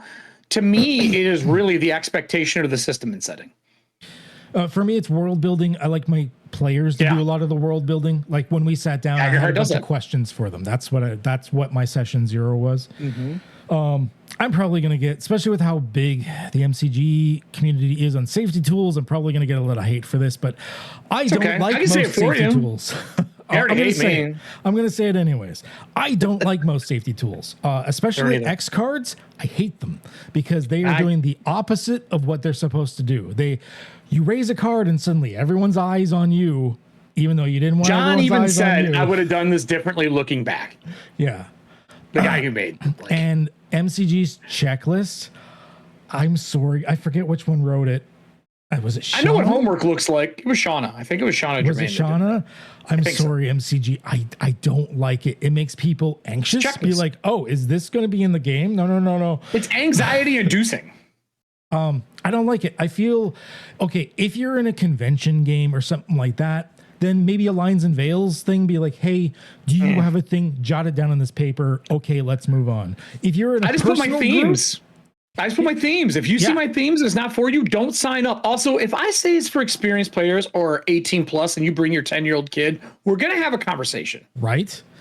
And at your personal friend group table, like, you know each other. Just have the conversation. If Jerry, not, they go, hey, my dad just died. I don't want to have death in the game today. Yeah. Like, gotcha. That's cool. Or Jerry comes up and be like, hey, I don't like spiders. If you put spiders in the game and burning your house down, cool. Yeah, exactly. That's fine. All right, gotcha. In the game. Gotcha. I may prod you over it, but I won't do it. Even though there's a tarantula right here. So I know it's not cool to be like, I don't like safety tools. But I find they fail more often than they actually help. A simple human conversation solves 99% of all social issues in a game that you are having with the other players. Or in life. Be educated, have a conversation about it. Yeah. and no, you can be wrong. Yeah. Oh yeah. Just be open about it and just be willing to like. What do you mean you're afraid of cups with a green top on them? Why? I don't understand why anyone would have that problem. Like, and having an open conversation rather than a checklist means like people change over time. There are stuff like after my divorce, I won't get into it, but I was in a really bad abusive situation. I had a lot of hangups for stuff for a while. But that changed after therapy and talking to people and getting all my feelings and lovables out. I was open to a lot of stuff. But then I've also seen people that they have an event that week where maybe they got attacked by a dog or they know someone that got attacked by a dog. And suddenly they're like, they don't want dogs. A checklist isn't going to change, whereas a conversation is going to change week to week. I do think all the companies did it to make sure that people had a checklist to be open and honest about it and have a conversation. And also awareness. Like, if you don't know, those are like, look, I have no fears. I was a bodyguard for 13 years. I've had a lot of shit happen in my life. Yeah. I used to not like needles, and then I had to travel the world, and you don't really get to have that fucking conversation after so many fucking shots. Like, watching someone get their ankle twisted bothers me. I'm flat-footed. I'm missing a bone on each foot. But that's not things that stop me from gaming. So, like, I am the dummy in the room because to me, everything is fair game because to me, it's fiction. Yeah. It's all fiction. I don't have a bleed between life and story. Like, I understand it, but some people are learning. Some people are still having that, what I call bleed between game and reality. And I'm never going to judge you for that. Like, just talk to me about it. Write it on a note card and hand it to me. I'll be like, gotcha. That's the end of the conversation. That's all I need. That's it. And the checklists, they can miss a lot of things as well. Because there's things that, like, a checklist is a lot of, like, lines, veils, don't do this. These are certain themes I don't like. But it wouldn't have handled things like my one friend, Wes, who's played in my games for years and years and years. He doesn't have any specific thematic issues or anything, but he's highly autistic. And he does have certain sensory issues. So, like, for instance, I couldn't play certain types of music in the background. Lighting levels had to be a certain amount, stuff like that. That's stuff. So that flickering light behind you would drive him nuts? Oh, he would lose. Like, I couldn't have anything like that. He would lose his mind. And people think, oh, okay, well, that's kind of a shitty player to have at your table. He's one of the best players I've ever had at my table. Is he your note taker? He will often be a note taker. Yes, and a very good note taker. And Wes, if you're watching this, I miss you in my games, buddy. You were one of the best players I've ever had. But even if he's got a lot of hurdles to get over. Without a conversation, I wouldn't have known of how to deal with that, and he might not have been in my games as long as he was because he wouldn't be able to deal with it. I mean, So, we yeah. started half the show talking about learning to wear multiple hats and stuff. This is no different. Like, you're learning what other people go through to be able to run a better game. My podcast I did for a long time, and I think it's still my sign off on my EFP email, which is watch, listen, learn, be a better gamer. Because those are the three things that I think that if you can hit those marks, at the end of the day, you're going to be better at your craft and anything that you do. And lines and veils are important, but like, we didn't put it in this book. We know that we're dealing with death, the afterlife, and like some really, and also you didn't have these lines and veils of vampire players. So I think he comes from that aspect where you're like, no, dude, this shit happens. The idea of like losing the memory of a loved one, some people are going to have a hard time with, but that's part of this. I had printouts. When I run this game, I have printouts that are like how you died, who was there, whose fault it was, and then if you were guilty of anything, and I have a whole stack of them, and I go, pick your death for like pre-gens, and they pick their death. And I always try to make sure like suicide's not in it and stuff like that. Or before, I'll be like, is everyone okay if some of these cards have suicide on them? Like, you had the Black Plague and that was your answer, like things like that. Yeah. If the whole group says yes, I'll put them in. And so I was like, I just take them out. It's not a big deal to me. Like, at the end of the day, how your character died is just, I'm just giving you a jumping off point. That's all it's for. And someone's like, you should just take them out. I was like, but for some people, it helps them deal with that in their life. Yeah. Like my entire home setting, Rick and I bonded. My entire home setting is soul punk Victorian horror. It's about souls being used in the idea of being put in a reliquary, because there's no purgatory in my setting. Like literally the opposite of what Rick has designed. And it was my way of dealing with things and people who have passed in my life. And I said, Rick, you're doing the same thing. He's like, 100%. That's what this is. I love the idea of death, what's happened. It's how I coped with it in my life. Like, that's the point of playing these games for some of us. So this game has that. And you can see it throughout this book and what's in it. The death's a huge part. You get new spells, new ancestries. But it's something that if it isn't for you, there's nothing wrong with not playing a game that isn't for you. Maybe it'll be good for you later on. Games don't go away. We just talk about playing second edition again. Yeah. And there's plenty of other games out there of different styles. So 100%. There's nothing wrong with having the themes in there. I mean, okay, yeah, if you're just playing like Nazi Hitler Simulator, then okay, we're probably going to have some weird conversations, but I'm just saying, Eat the Reich is a great game. yeah. Well, you're usually against them in that one, at least. I know, but I'm like, there are ways to do it. Vampires I think, eating it, that's wild. But I think there's a lot of games, and not to be like, oh, Care Bears being Care Bear. No, in some games like Tales from the Loop, for example, like I don't want the kids to die, and there's no death mechanics in Tales from the Loop. You just get like you go home and like cry for a while. But those are some of the darkest, creepiest games I've ran is Tales from the Loop. But I feel like there's a lot of games that the movement of making sure everyone feels safe in every possible game has gone a little too far. I'm not opposed if you should always shape it to your group. That's the way you should do. But at the same time, allow bad things to be bad, because a lot of times we're playing the good guys. We're trying to right the bad things. We're trying to deal with the bad things. If the bad guys can't be bad guys and the bad things can't be bad things, then what are we even doing? We're playing against. I think also writing those, you're testing the edges of your sandbox and seeing what everyone's comfortable with. And I don't think there's anything wrong with knowing the edges of your sandbox, because you don't want to lose the sand in your sandbox. You want to make sure you keep it in the sandbox. Yeah. And I think that those tools do that stuff. But also, this is the thing I've said since day one. And I say this, I run a lot of convention games. If this table isn't for you and you have to get up and walk away, do not feel bad about it. No. It's a convention game. First off, you're probably never going to see those motherfuckers again. Yeah. One. Right. Yeah. Two, if you go, hey, this just isn't hitting right for me. Do you mind if I step away? And I go, no problem. We'll pick up your character for something else. Enjoy the rest of your con. I'll get you a drink later, a soda, whatever, or whatever. Just let them know we're friends still. Or if it's your home game, you're like, dude, this shit's bothering me today. I can't. Text the guy. Yeah. Text the girl. Text the person. Let them look at it.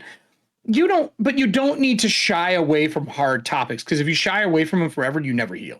Yeah. So random rants from us on that one. Random rants. Those are all your vertical content you can put out. Probably will have people in comments being like, no, safety tools are the best. You got to use them all. The checklist. And they may be for you. They may be for you. And sometimes the checklists, like I said, it's some certain con games, or if you play in a public venue, like I've actually like run games in the middle of a mall before, and like random people would show up. In that case, maybe there would be, or at least a sign. Try running Numenera in a church. Man, crazy. I checked the things on that list that are in the game. And then, like I said, there are some tools like X cards that, I don't know. I'm sure there's probably groups that have had good experiences with it. I can't think of one personally. It works at home. Yeah, maybe. But at the same time, you're not judging the person for throwing an X card at home. But at the same time, if you're throwing an X card being like, I don't like it, it's no different at that point of just being like someone saying, hey, I don't like this topic. Can we move on? Which is just a conversation. You don't need a symbol for it or anything. I always just say, have the person say pause a second. Yeah. Can we skip this piece? Yep. Easy. And you're getting the same attention like an X card is without the context. Like if someone just raises an X card without the conversation, you'd be like, okay, cool. Was it the fire in or the spiders? What was going on? It always reminds me of bidding in an auction when I see an X card go up. That's just what my brain goes to. I'm like, what is going on right now? But that's just my personal views. Once again, we are always understanding that whatever works in your group, as long as you aren't hurting somebody, you can't have fun wrong. Is this where we go? Comment down below on the safety stuff that you use. Is there something we don't know about? Is that where this goes? Is that if you want to know, if you want to let me know what you use, or you just want to yell at me and tell me how I've been wrong, or you just have bad words to say to me, whatever. Any interaction is good interaction on YouTube. So. Have you ever seen the 1,000-year-old vampire flower that you check yourself in while you're doing the solo RPG? No, what? Yeah, man. Okay. I'll show you. I have to show. It's a flower that you check yourself in as you're playing a solo RPG to make sure you're still good. Oh, interesting. Okay, no, it's really different. I've never thought of it this way. It was fucking cool. Okay. I was like, oh, that's a really different way to look at this. So one last touch upon for the Black Ballad, bringing it back for a second. So your Kickstarter is thankfully fairly simple. You just got a couple of pledge tiers going on. You're creatively basically already done, so you don't have long wait time for it. It's kind of just the jumpstart the cash to get the print run going. We deliberately did that.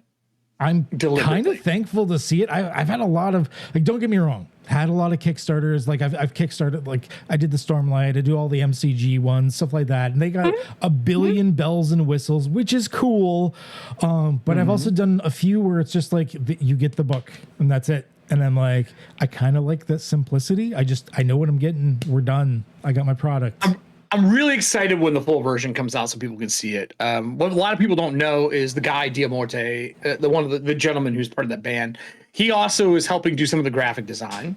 So he's got that like fucking metal style to it, and I have a metal style, and the layout person has a metal style. So like there was just this homogenous fucking headbang that happened virtually, so to speak.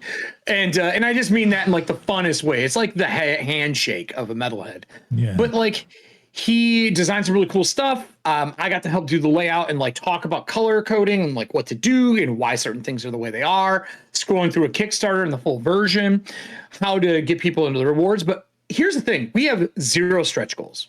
There are none. I can openly tell you there's not a stretch goal. If you ask them, it's like, no, there's no stretch goal. If you're like, what about this? No, there's no stretch goal. We do have add-ons. There are things like the novels that are the precursors that lead up to this and into the Black Ballad, into the Red Opera. Those books are there. My 3 zines for Breachers, which is my Shadow Dark setting. Those are all in there as well. We have 2 versions basically that you can kind of back at. It's really clean and precise. Our goal is to find 1,000 people who fucking love what we're doing. That's it. Enough.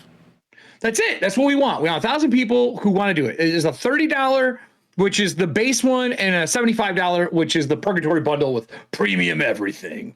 But you'll be able to add like the Black Ballad on if you want to play the full campaign. Like all those options will be there. What I told Rick is this is very simple. If I wrote this in what was it? He told me in December last year. I finished it I think I started in February, finished it in March or April. I said, this PDF has to go out after Backer Kit closes. Done. It ships. So right now, the PDF, which you have a copy, you can look at it. we are only doing some minor changes. We're doing all of our hyperlinking, our table of contents, and some just like if the play test has some big changes, we'll change some verbiage, but it's done. That's nice. It's done. It's 70 something pages. This was supposed to be 15 pages. If that gives you an idea of what happened. It's supposed to be like a 15, 16 page zine. And Rick goes, how much more do you have? I was like, well, I wrote 100. It happens. I get that. With Void Home, it was going to be like a little expansion on the Cypher system with my own setting. And next thing I know, I hit 200,000 words. Yeah, dude. When you look up, the whiskey bottle's empty, and you're like, "What the fuck just happened?" Right? Time machine. So like we did that, and he's like, "Yo, man, I think we can make this. Let's make it a print."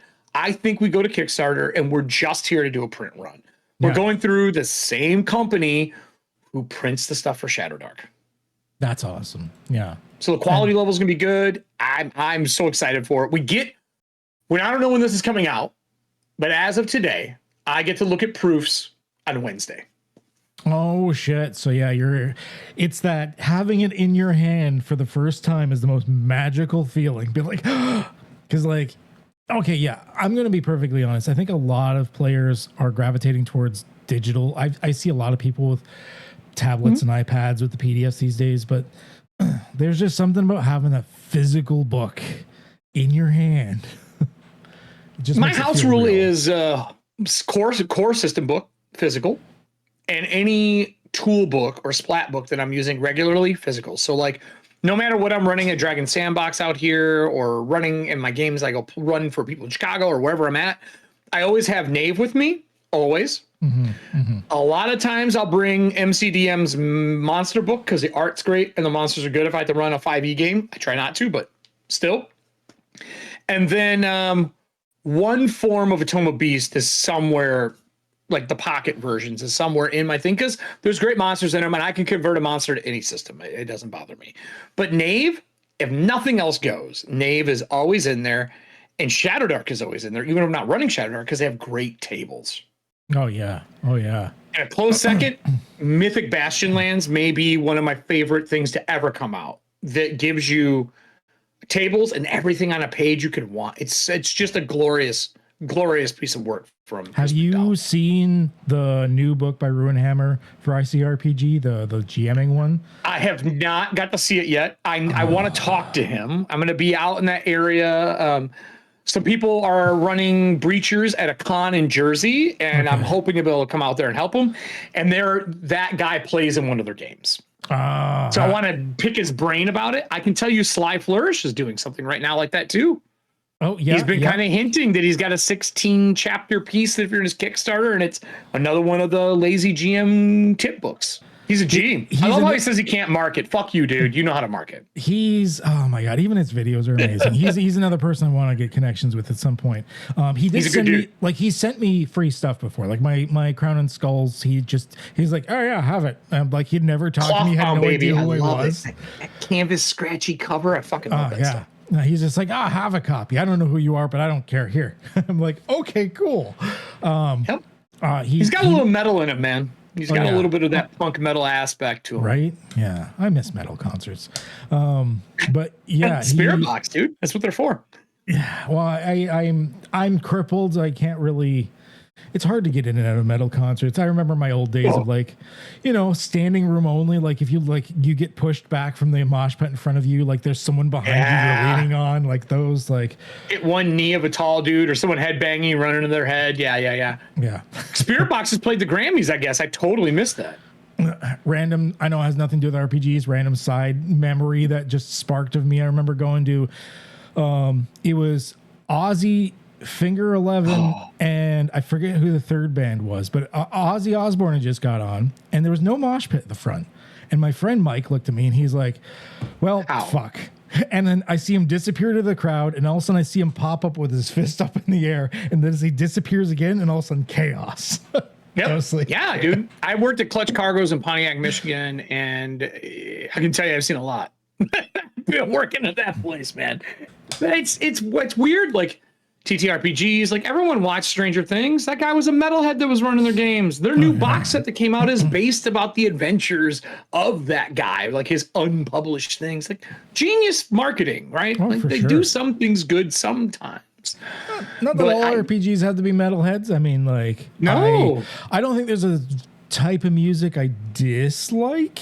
I'll listen to anything. Country. For me, well, it depends. Well, Some country's blues good. thing, I know. I've got a list. It's like blues and dark country, they call it, where it's like sort of like a metally country. I don't listen to like the, my pickup flipped with my dog in it style country. I say country because I used to drive from Michigan to Florida with my aunt who only listened to old twangy country, and I just couldn't do it anymore. But I will say, like, so Warpaint, which is my my cipher game, is hip hop. And like last game I ran was in Dolly Parton land. It was a satire. Oh yeah. So like, there you go. all that stuff's super fun. And like, this is great because I get to flex my metal stuff is fun. Like I love doing it.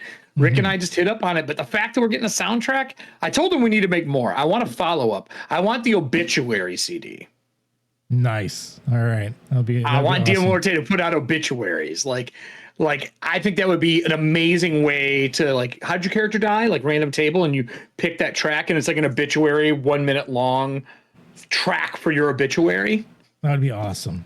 That'd be pretty cool. It's gotta be 13, lucky number 13, right? Man, I think of all the metal songs that just have gone so well with RPGs. Like one of my favorite groups of all time was Opeth. And Opeth has some obscenely long songs, like Black Rose Immortal. Like I think it goes on for 20 something minutes. And it's just, I would try to time scenes to the songs. If I knew a certain song was coming up, be like, all right, I got like 20 minutes. Let's like time it and see if I can get the lull and raise to go with the song. And music you can really if you use helps. Shadow of the Demon Lord initiative.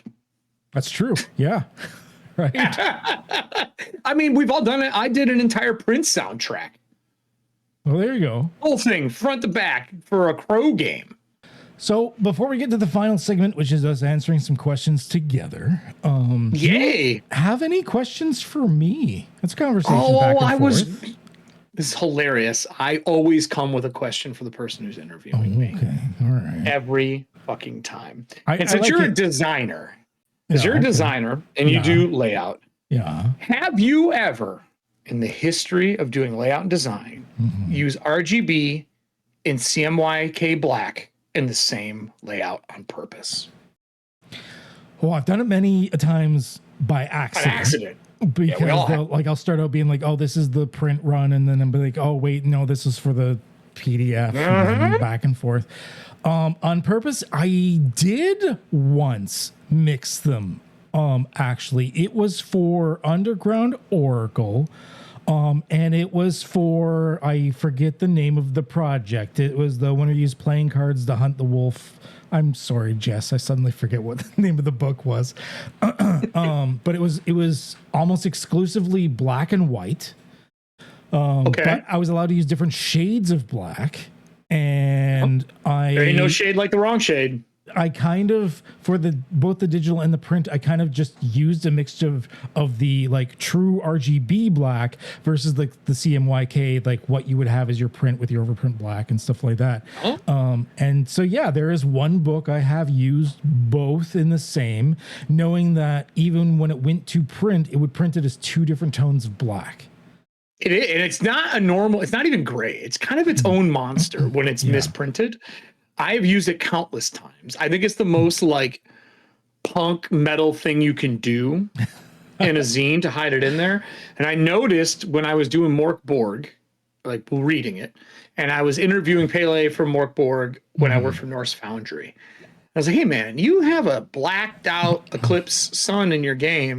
Is this RGB? He goes, you are the only person to ever ask me that.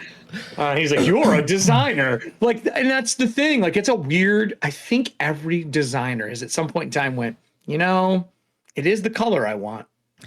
It's something to play with. I used to, so before I got into doing more layouts for books and whatnot, I've worked in print before. I've worked for an advertising agency, and before that I worked for a promo item company. And we had I had a printer just for golf balls. Like it was like, and so you had to deal with very different types of inks.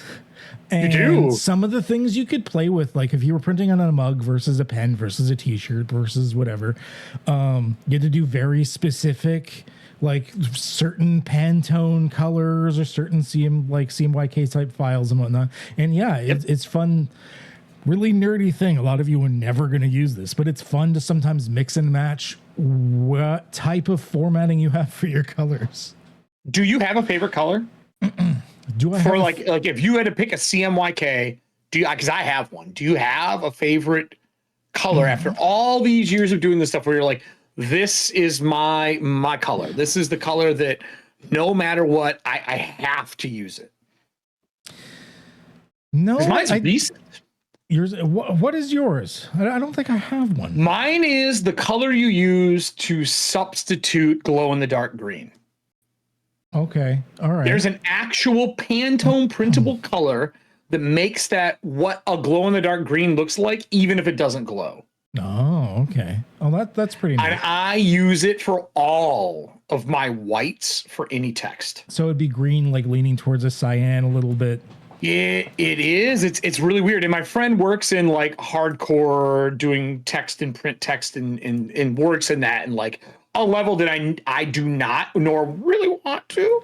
And she's amazing at it. It's like, I need this color. And she goes, I think that exists. It's fucking odd. I will go find it for you. And she did. She found it. Here, I will cut and paste the CMYK color for you so you can see what it looks like. Put it up on the screen. Yeah, it's I will say, fucking wild. This goes back to a conversation we had a little bit before about learning the different hats and stuff like that, and learning that. So this is a tough conversation I've had with a lot of people. Even if it's in CMYK, your color may look different depending on what print company we're using. And I'm warning you with this. That is the color on white. Oh, yeah. Okay, I can see that. So it would probably look different, obviously, printed versus the digital.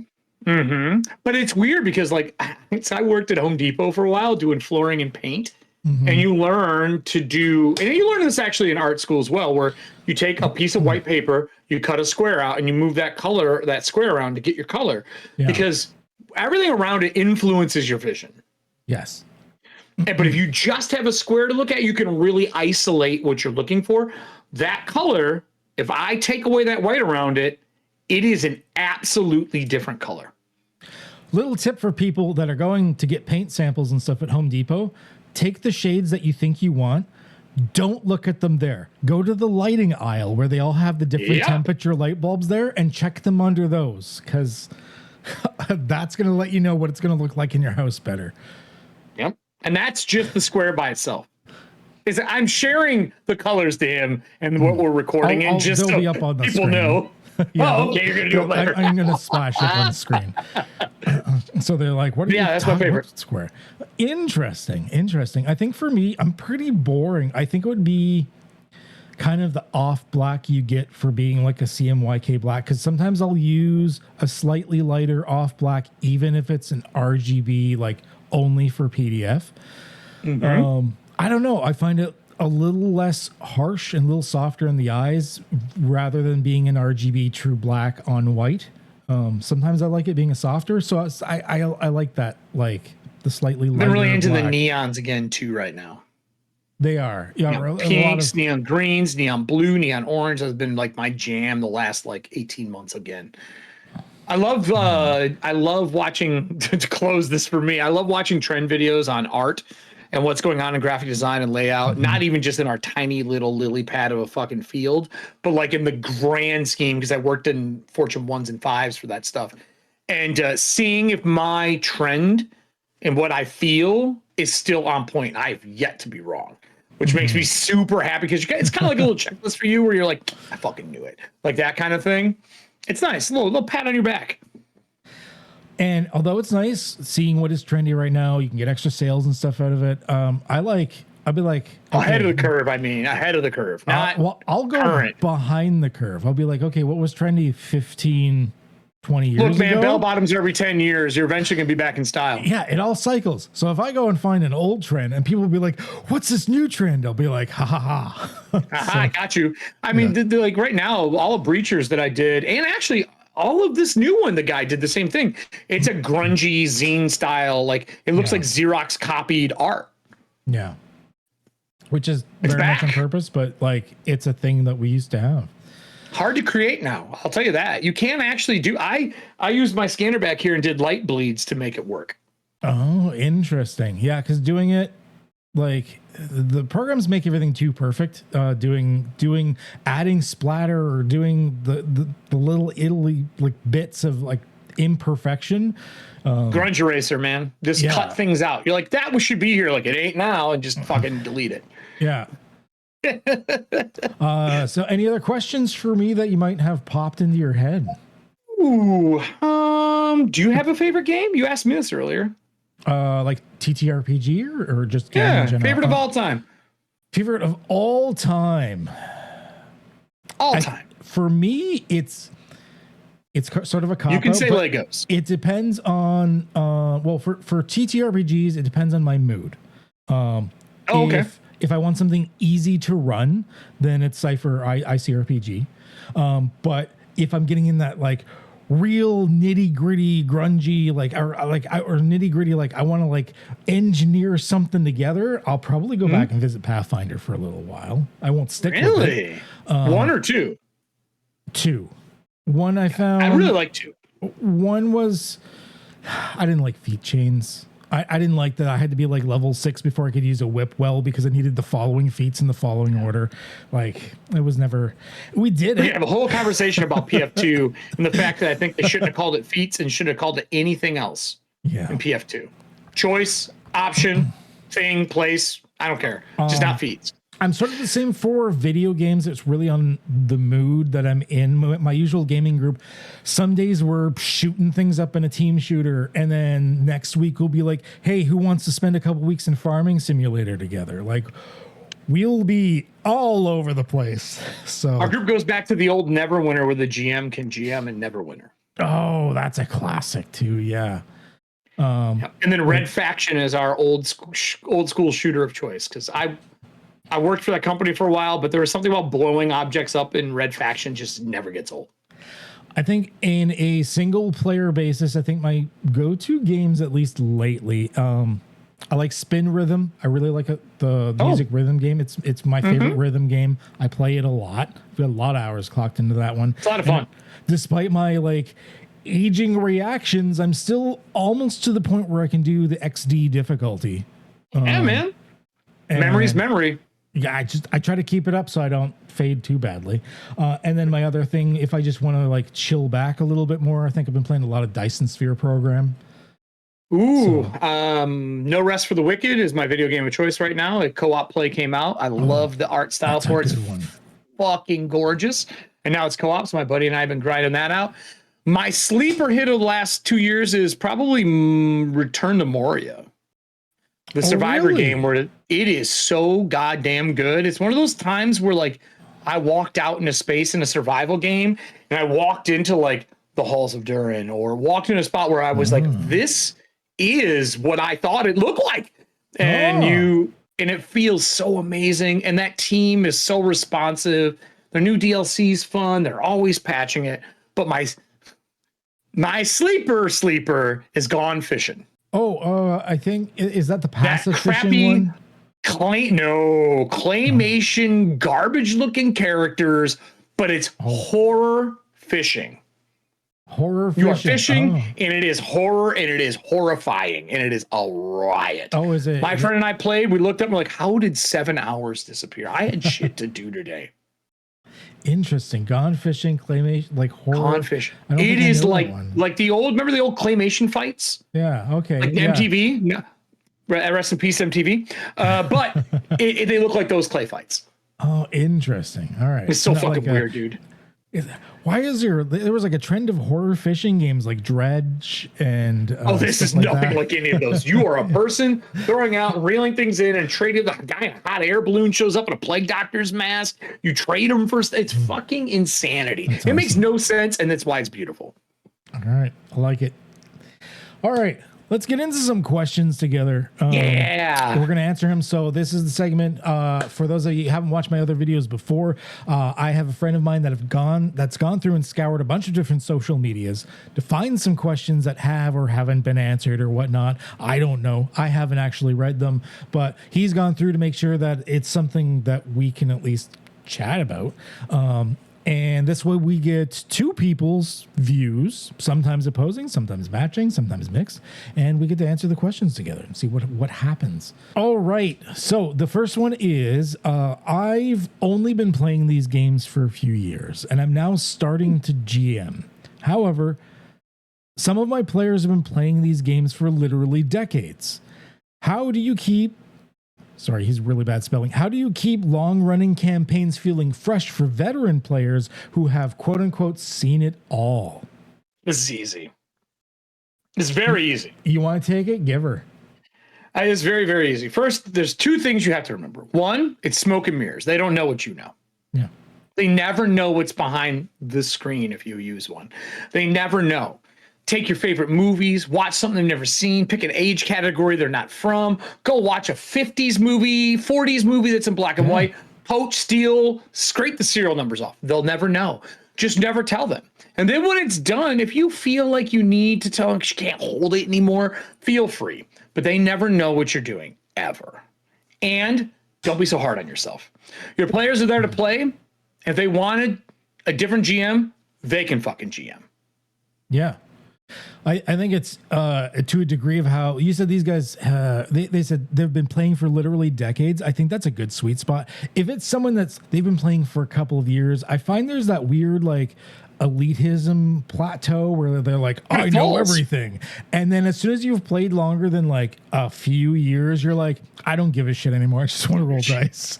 So, I just want to have fun.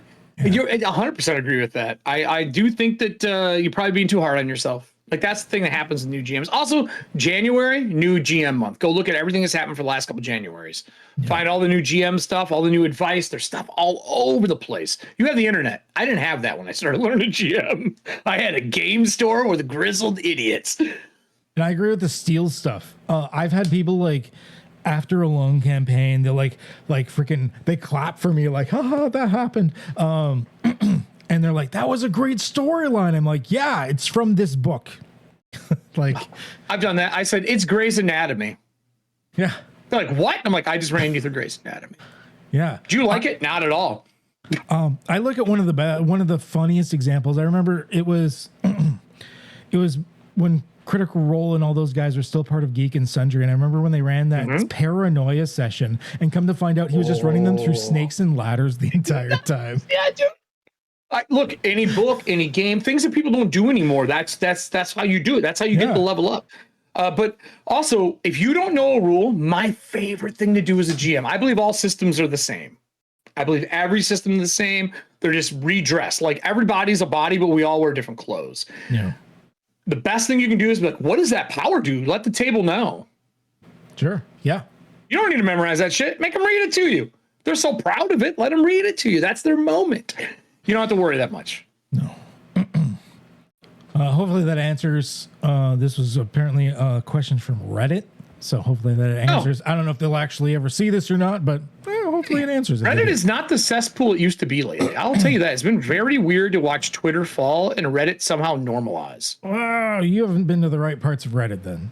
Well, I pick and choose just like I pick all my social media. You got to curate that shit. That's true. That's true. Mind you, do you like good food? Eat good food. I don't visit Reddit as often these days. I did take a bit of a miss for it, but I mean, I'd probably go back. I think it's mostly just RPG and woodworking Reddit. It's very different now. I like wood, and since COVID, it's different. It's just different. Yeah. I don't know how to best explain it other than give it a run and only search for things you want. If it starts getting bad, go to a different one. Fuck those people.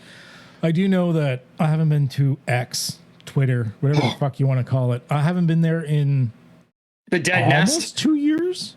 It's been rough. I kind of walked away. Can't do it. I missed the old Twitter before Muskrat's involvement. Oh, we're getting political here. I never called him that, but I will from now on. a lot of my initial connections, the first time I've talked to other YouTubers and other creators and stuff was through there. It was me. It was a great tool. Just dropping, being like, hey, I'm doing a thing. You want to do the thing? And they're like, yeah, let's do the thing together. And I'm like, yeah, we're doing the thing now. And that was 100%. So cool. I just made friends. It was great. Now it was like that for a long time too. Yeah. Now it's just garbage. Then hell took over. So we won't What's get your into next too one? much. We won't get into much political here. No. No politics, no religion, our etiquette. Not that I shy away from it too much. I mean, I've got a whole a channel on my Discord that's called Deep Speech where I'm like, you know what? Go nuts, say your piece. I don't care. But yeah. Yeah, you're in the Great White North having to deal with our dumb shit, so I get it. Yeah.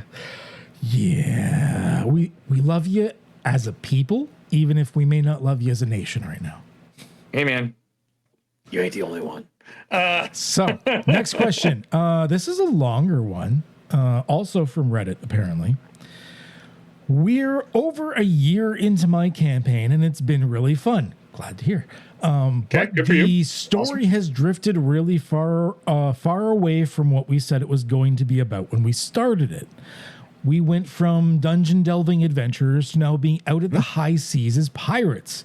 Most of the players are okay with this. Okay, but one of the players isn't, and I also had a lot more planned for the original premise of the campaign. Should I just go with the flow, or should I somehow steer them back to my original premise?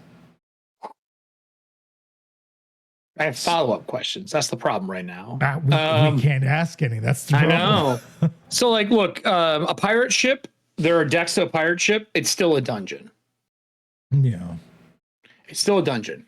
Underwater, still dungeon. Sunken cities, still dungeons. Docking at a city is just a dungeon above ground. If the dungeon aspect to you is the word, I would ask if it's the process of a dungeon crawl.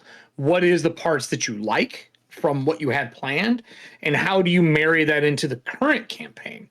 I've had a very similar issue. I took people to the high seas, and I have learned throughout my history the number one rule set that has been ruined in every fucking campaign is naval or space combat. You can argue me, there isn't a good one. The closest thing right now is Pirate Borg, and it's a different style, but it's still crunchy. It's just not for everyone. Someone's always bored at the table. Yeah. So I would say find the things that you wanted from the last campaign and just merge them in. There's never a bad idea. I believe in accordion design. And by that, I mean, I designed 6 things knowing that I'm going to cut 3. It's just made to expand and contract based on the time and what I'm playing. I think for me, my answer is more along the lines of this isn't a game issue. This is a social issue. If you originally had agreed upon a specific theme or premise, that's great. Things can change over time. I think it's time for another session 0. You don't have to have it just at the beginning of a campaign. You can have a reset. You can have a conversation. Just sit down and be like, hey, where did you guys want to go with this story? I had this originally planned. Were you hoping to stick with this avenue? Were you okay if I start going the other direction? I don't know, have a conversation, see what everyone's comfortable with. I treat everything like a TV series, and I say it's going to be X amount of episodes, and then we vote if the show gets canceled. Yeah. And so you could be like, hey, next season, do we want to go back to dungeons? And you may not know. Maybe some people would do some of it. Are we raiding islands with dungeons? Now, once again, this is hard because we can't do follow-up questions. For me, this wouldn't be an issue because I don't craft a storyline. RPGs are not a novel. They're not a movie. It's an interactive thing, and I'm very heavy on the improv. My thing it's closer to dinner theater. My job is to throw conflicts and opposition at you occasionally. I don't even know how you're going to resolve it. That's not my job. That's your job. Yep. I just kind of throw shit in your way that makes your life difficult, and it's up to you to solve it and where you go from there. I'm a very improv heavy GM. Not everyone can play that way. I know some people have to they have to prep their games and stuff like that. Yeah. Which is fine. Every game I run's 1 sheet of paper. Yeah, I've run entire campaigns with nothing but a bullet point list. 100%. But I realize that some people aren't good at that. We've had this conversation in the CU a couple of times, actually, of some people being like, I can't do the improv, which is fine. With this GM, it's going to depend on how good you seem to have been okay at improv, doing the fact that you're now on a high seas adventure. Yeah, you changed it already. So are you really tied to the fact that it has to be the original premise or not? Once again, this is all just a big social conversation. I think this is just sit down with your players and being like, hey, do we want to do a reset? Do we want to do a different game? Where are we going from here? Find what everybody likes. I mean, if some people are liking certain aspects of the high seas and some people want some of the aspects of dungeon crawl, you include it. First off, you're the GM. If you're not having fun, game's done. Yeah. Period. You have to play every other role. They're playing one role each. Well, maybe they have a familiar. You're playing every other role. So like, if you're not having fun, it's conversation time. It's a break in the season. Can we change it up? But asking us was the first step. Now you got to go to your table and ask them. Mm-hmm. Yeah. If you miss January, it's a whole GM. So, next question is, I have a bunch of different types of players at my table. Okay, so that's common. Some of them want to jump right into role play, and some of them just want to fuck shit up and kill things. What's the best way to deal with different play styles in the same game without alienating anyone at the table? What I'm going to say is controversial, so you should probably take this to start. So part of this is you should come to some sort of consensus ahead of time on what kind of balance you're looking for in a game. Once again, this is your conversation. This is why the safety tools don't always work for me. You need to have a full conversation as adults at the table being like, I want this. I want to do this. And it's especially important for the GM because you're the one that's throwing those plot points. You're the one that's throwing the shit in their way.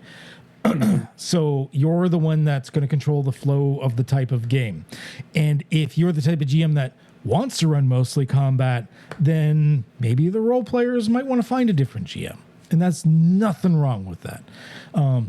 If you're willing to try and pendulum back and forth between them, just know that there's always going to be someone at your table that's going to be fucking bored. That's going to happen. If you're trying to pendulum back and forth, there's nothing wrong with trying to mix them if you can, but I realize not everyone is going to be able to do that very well. I know a lot of GMs that can they kind of have to do one or the other. To me, it's another social situation of sit them down, see what sort of balance you want, and see if everyone at the table is meant to be at your table. Maybe I'm not going to be as controversial.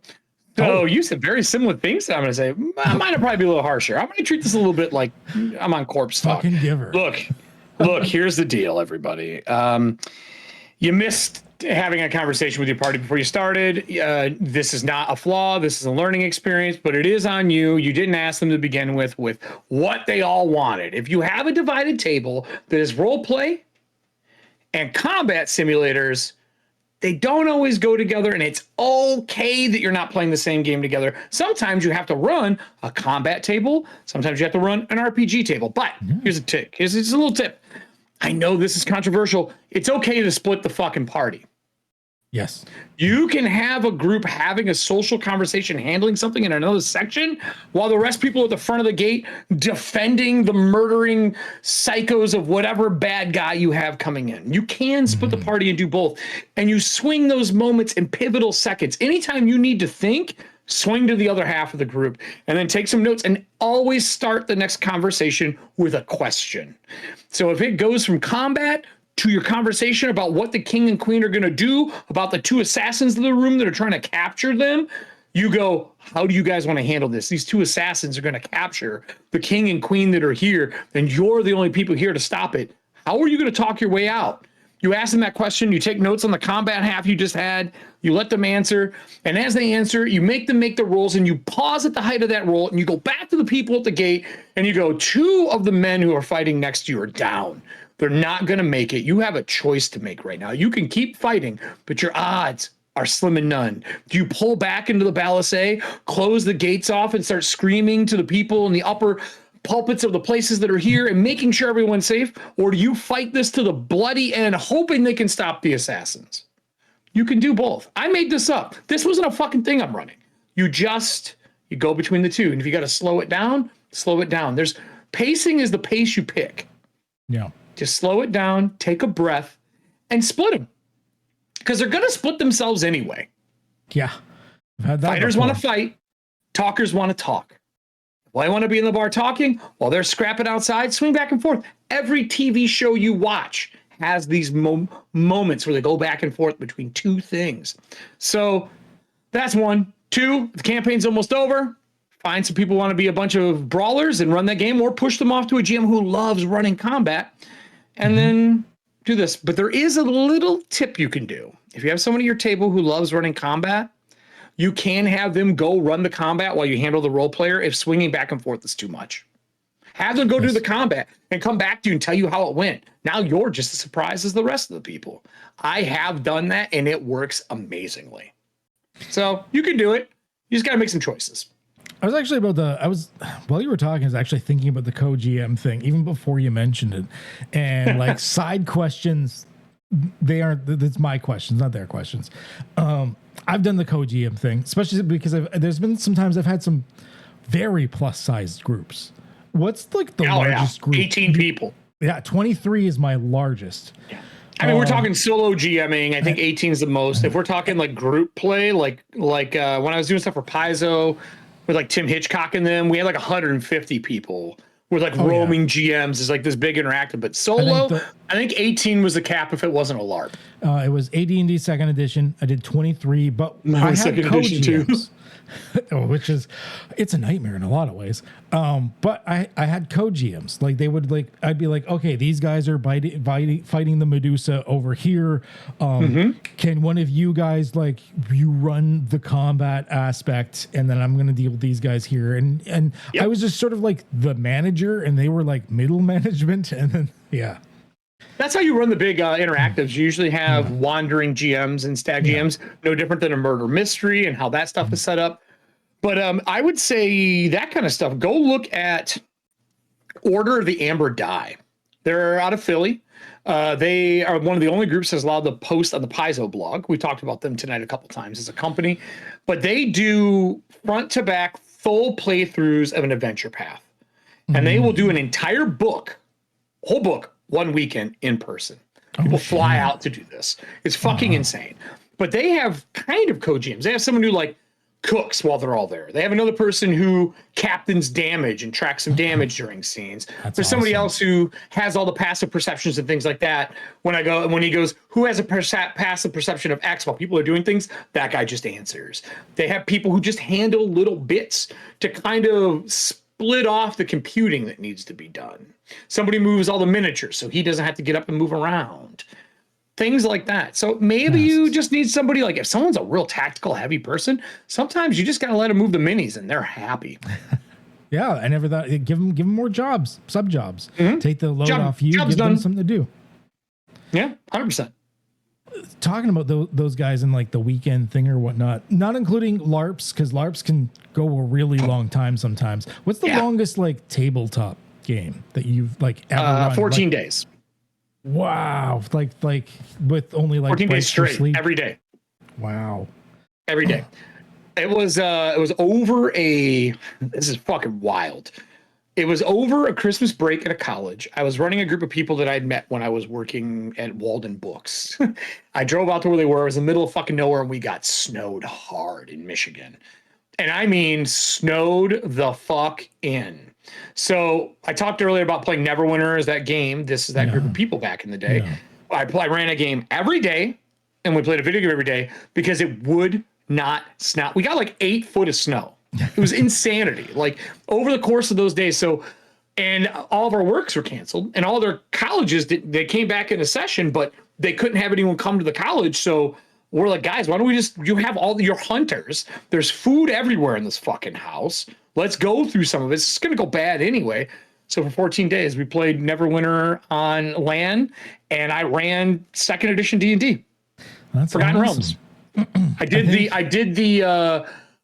did a custom campaign to find the Hand of Bane Longest is probably about a week and a half for but with That's taking still breaks. fucking forever, Longest dude. session I ever had was 36 hours straight. Holy shit, that's a marathon. That was in my late teens, early 20s. I can barely get past 4 hours now. I think 18's the most I've ever done, and that was because it was a paid event. I did 36 hours, and the best part is it was my first time running Shadowrun, and I didn't get to see. Well, it takes that long to do decking, so was it one game of decking? It was Shadowrun second edition, and I didn't get to see the core book until 10 minutes after we started. All I knew about the system was what my buddy, and this is before the days where I could Google things. This is in Dice pools. The mid to late 90s, and it was everything I knew about it was what my buddy told me over the phone. So I mean, that's the old dice pools. One dice to hit, 2 dice to stage up. You need 5s or 4s or whatever it was. Like that. I had a bunch of notes. Yeah, dude, it was chatted for wild. You know what? You found Google before Google existed. Your friend said, "Here's your notes," and you went, "Shit." I mean, I played a lot of Shadowrun back in the day. I just don't do that to myself anymore. No. All right, we have one final question. We might as well get through. We're already well over our time at this point. Why not? You got 2 episodes a day. So so from a player perspective, I have had a hard time focusing on the game when my character isn't the one doing stuff. I feel like we're already answering this. This is a player question. What tips do you have to stay engaged and invested during scenes where your character is not directly involved? Well, I know as a GM, my least favorite thing on the face of the planet is when it is your turn in initiative order, whatever game that we're playing, and you're midway through into the event, and I come to you and you don't know what the fuck you're gonna do. Oh yeah, come on, man. I will lose my shit. Now that means you were either really invested in everybody else's turn, which means you should know the story, but most of the time you still don't even fucking know that, and you weren't on your phone. I don't know what ghosts are in the room. I don't know what's going on, but. Please, when you hear somebody do something, the thing I tell players that are having a hard time focusing, that means you're probably not a note taker, and you should be. Yeah. Put a piece of paper in front of you, scratch notebook, napkins. I don't care if it's a Cracker Jack box you're drawing on, but write down what happened, the person before you, write down the thing you want to do, and write down to it each turn order. So if they go at 20, write down what they did at 20, 18, write down what they did at 18, 16. When it gets to you, you know what happened before you, and you should know your options. And if you don't know your options, this is coming from somebody who played an Archer and 3.5, my buddy Todd. He had an index card with all of his options written down and what they could do, and the dice are available. It took him 20 minutes to make that thing. Think about the amount of homework and prep your GM's doing. You can at least take the time to do that. And then be ready. When the GM comes to you, have 2 options ready. Go, can I do X? If they say no, can I do Y? And then, if you want to be a really good player, next level, be prepared to set up the next person for success. Yes. So if you're going to cast sleep, I want to cast sleep so that Nancy has the ability to come in and start coup de grace the guys on the ground. Whatever it is, set them up for success, because now you're putting an idea in their head and they're ready to go. Just like you hope the person before you starts doing that now. It's a group story. The story is the table. So be prepared, write it down, help the person who's next in line. If you can't do any of that stuff, video games are an option. That's pretty much all the tips that I probably would have hit on for that. Dragging people into the spotlight, especially if you're in a role play situation, is really easy. There's no reason you all shouldn't be doing it. My players are thankfully really good at it. They've gotten good at it. They'll yell at the dwarf, be like, "I hate you. Isn't that right, Jerry? Jerry hates you too." And that brings Jerry into it. Role play's the hardest part sometimes, though. So people who aren't good at it, you got to give them a piece of Lego so they can start building their idea. Yeah, I find people getting bored happens more often during role play because they'll feel disconnected, and sometimes because they don't want to interject, which would make them feel like they're interrupting the person, which I get. You're being polite. I'm Canadian. I understand politeness. I'm Detroit. I do not. No. But it is a lot harder, and that's where you've got to work as a team. drawing each other in, doing things. I think it's part of the reason I gravitate towards player-facing systems a lot as well. I really like it when the players are doing all of the roles, because it's always your turn. So true. I think the best thing I learned was probably from Matt Stone and Trey Parker, South Park, which is everyone does yes and, because they think that's what improv is, and it is improv. But storytelling, it's but and therefore. Yes, I've seen those are huge. Talking about that, huge things to think about. And I never knew that's what I was doing as a GM for the longest time, because I didn't like yes and, because it turns into the power story. Yeah. But therefore, if someone goes, I cast sleep, but it's your turn, what do you want to do? Therefore, what do you want to do? Is better than, yes, I cast sleep and they're immune to sleep. Like, it doesn't work. But therefore works a lot better for that stuff. And if you've never tried it, try it. Even if you just do one round of actually saying but, therefore, in every initiative in a social interaction, it will change the way you handle tabletop gaming. You gotta redirect the momentum. I had an old buddy of mine. He used to refer to it as RPG Aikido, because like with the Aikido martial arts is you're taking the momentum and you're redirecting it. And so that's how I always referred to it as, was RPG Aikido. That's a fucking very true statement, because every gamer thinks they know martial arts. Right. But it's true. I think that is a big thing. And it's just learning and trying and being, if the GM's ready to be a clown and look weird, because it's uncomfortable for people to role play, you'll find your players that are uncomfortable with it are also willing to be a clown. Yeah. It's being able to like just know that it's a safe space at the table, no matter what dumb thing that you try to do. If it's a voice that day, if it's certain mannerisms, like if the GM, we have to play hundreds of people over the course of a campaign. Yeah. Yeah. It's one monster with 20 monsters in it. We're playing all those monsters. We never know when you're going to ask a dumb question, like, and I mean dumb. What's their name? You're killing them. Yeah, you never know what the players are going to go do with that, where they're going to go with it, and you have to just work off of it. I remember one of the most wonderfully horrifying circumstances. So, little story time. little story time. Hey, we all got them. We're storytellers. I would hope so. So it was a campaign I did a while ago, and I just gotten a new player, and this is interesting. It was her first time ever playing an RPG, and she had just turned 66 years old. So this was her first time playing. That's amazing. And she still plays to this day. She's like in her 70s now, and she's still one of my core members. And she's super good at it. But she didn't understand like that it was a do anything game. She'd only ever played like board games and stuff before that. Well, I made an offhand joke about some guy giving kids candy from his like unmarked panel wagon or something like that. It was just meant to be an off-color joke. God. Whatever. In true player fashion, they said, fuck the main quest. We need to know more about this guy. And you had to work off of it. You had to play off of it. You have to. Next thing I know, they're doing this home invasion on this guy, going into his house. They see him standing bloodied over top of this woman. They ended up like yeeting him out a window, killing him in the process. And then the woman wakes up and goes, what happened to my hero that saved me from the bandits? And just the look on her face when she realized, are we the bad guys? Did we just kill a hero? Oh shit. Like you can just you keep playing with it, keep improving, and next thing you know, you've got a memorable story. She talks about it to this day, and that was like 6 years ago.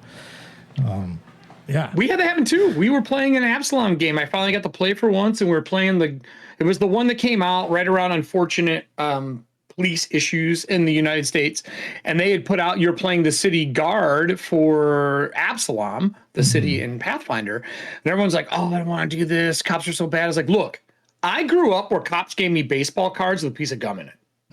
Yeah. And they were amazing. It was a different time frame. It was a different, let's play them. So we made saltwater taffy shields that we handed out during the parade. And it went from us playing police officers to somehow owning a saltwater taffy company on the boardwalk in Absalom. That's awesome. Got to spin that shit, man. Make it fun.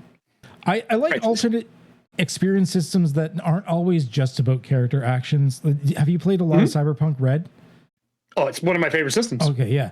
I love the fact that like play style of the player is seems to be one of the guiding factors, which is it is. It "Oh, determines that's how so you get your good." XP. It's like, how do you like to play? Here you go. Yeah, are you the combat guy? Then that's one of your main themes. And if you do combat stuff, you get experience. And I love that because it's reinforcing the players playing how they want to play. And two of my favorite actual play series that I ran was on Norse Foundry. Unfortunately, it's not up anymore because Norse Foundry changed their format.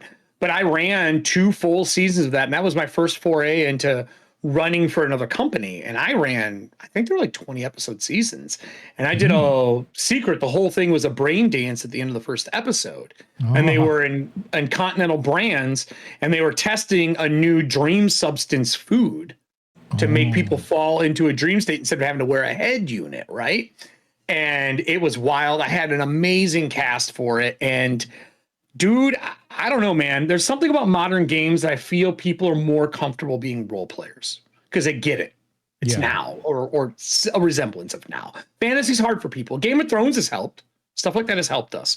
But overall, something about modern games, people just get it. They grok it immediately. And it's easy to get people to role play in it. I will admit, I don't mind fantasy, but I am near future to sci-fi. That's my shtick. Like even the novels I read, I'll read fantasy, and some of my favorite books have been fantasy. Sure. But sci-fi, especially hard sci-fi, that's my shtick. That's my go-to. I think that's secretly every GM shtick. Really? I know a lot of people that are like fantasy only, whereas like I'm like, did they just start GMing though, or they be GMing maybe, for a while? That's true. But yeah, that's a good pull. I'll be like, I want to read some like Asimov or Pole or Bear or like a lot of the good shit like that. If you ever get to speak to Rick from Storytellers Forge, he has some really good novelist stories because he sits at these novel conventions, which is not something I frequent. And I've heard some crazy stories about talking to authors that do hard sci-fi and shit like that. Okay, well, we are an hour and a half past the planned time. Sure. I think it's time that we wrap it up. Did I hit the record? Is this the longest? Yes, I think you have hit the record. I don't know if that's a bribe, but I mean, at least by 5. It was over I had someone for over 2 hours. I don't think I had it up to we're sitting at 2 hours and 24 minutes right now. So I think you're almost a solid 20 minutes past. I think it was Taryn Pounds is my other long one. Yeah, you guys know each other. That makes sense. Yeah. So yeah. Interviewing your friends is just beers at a bar. That's all it is. Yeah. Although actually, we weren't friends at that time. That was the second time because it was the second time I'd ever interacted with him. The first time was when I ran a Postmasters of the Universe, which was a superhero game where everyone was delivery service people. Are you fucking kidding me? That sounds amazing. And it had Treant Monk in it, Discourse Minis, Mr. Trask, a bunch of people. And then I was like, hey, do you want to be on my talk show thing? And he's like, all right, yeah, sure, why not? So yeah, we didn't really know each other, but sometimes you just need a break and do something else, man. That's how you meet people. But before we sign off, links, of course, will be in the shit down below. But where can people find you? Anything you want to plug in specific? I am Erik Frankhouse everywhere. Erik Frankhouse presents everywhere. I figure branding myself is better than trying to brand every project that I do. You can find me on Patreon, where I'm designing currently 3 different settings for 3 different systems: Shadow Dark, Dragonbane, which is my Atlantia game, and then Magic and Monsters right now, which is my Daggerheart framework. You will obviously see me coming up March 17th. That's when our Kickstarter kicks off. You're going to be seeing a lot more of that throughout February. Make sure you're following Storyteller Forge Games. Our little campaign competition of what's your favorite death will be going on. Hashtag STF, Second Chances. And you'll be able to kind of submit your favorite death for player or NPC or monster in your game. GMs, players alike. We don't care who it is. We just want to hear the best death in a game. Yes. Comedic, doesn't matter, whatever it is. But you can find me doing that stuff. I am currently on the 2nd, 3rd, and 4th week of every month, Monday, Wednesday, Thursday, over on Erik Frankhouse Presents. I like it. I already know what death I'm probably going to put in, and it's the very reason I wasn't allowed to play 2nd edition Wild Mages in my games anymore.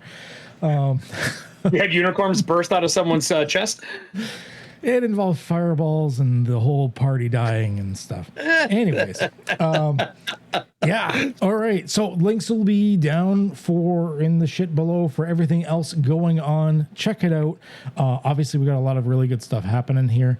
And for me, of course, for my projects, Void Home, I'm just waiting for the open license to drop for Cypher for the Cypher edition of Void Home. And then that book is done. My custom system one is well under development. Some of you are already playtesting, which I really thank you for getting that feedback. Let me do some big changes that I wanted to do. I much appreciate the feedback. And of course, if you're someone that needs some layout or graphics work, I'm pretty busy these days, but drop me a line. You never know. So opening in my schedule might pop up and I might be able to help you out. Always looking for more work just in case I do get those gaps in my schedule. All right. And as always, stay healthy, stay safe, and have a good one. Eh?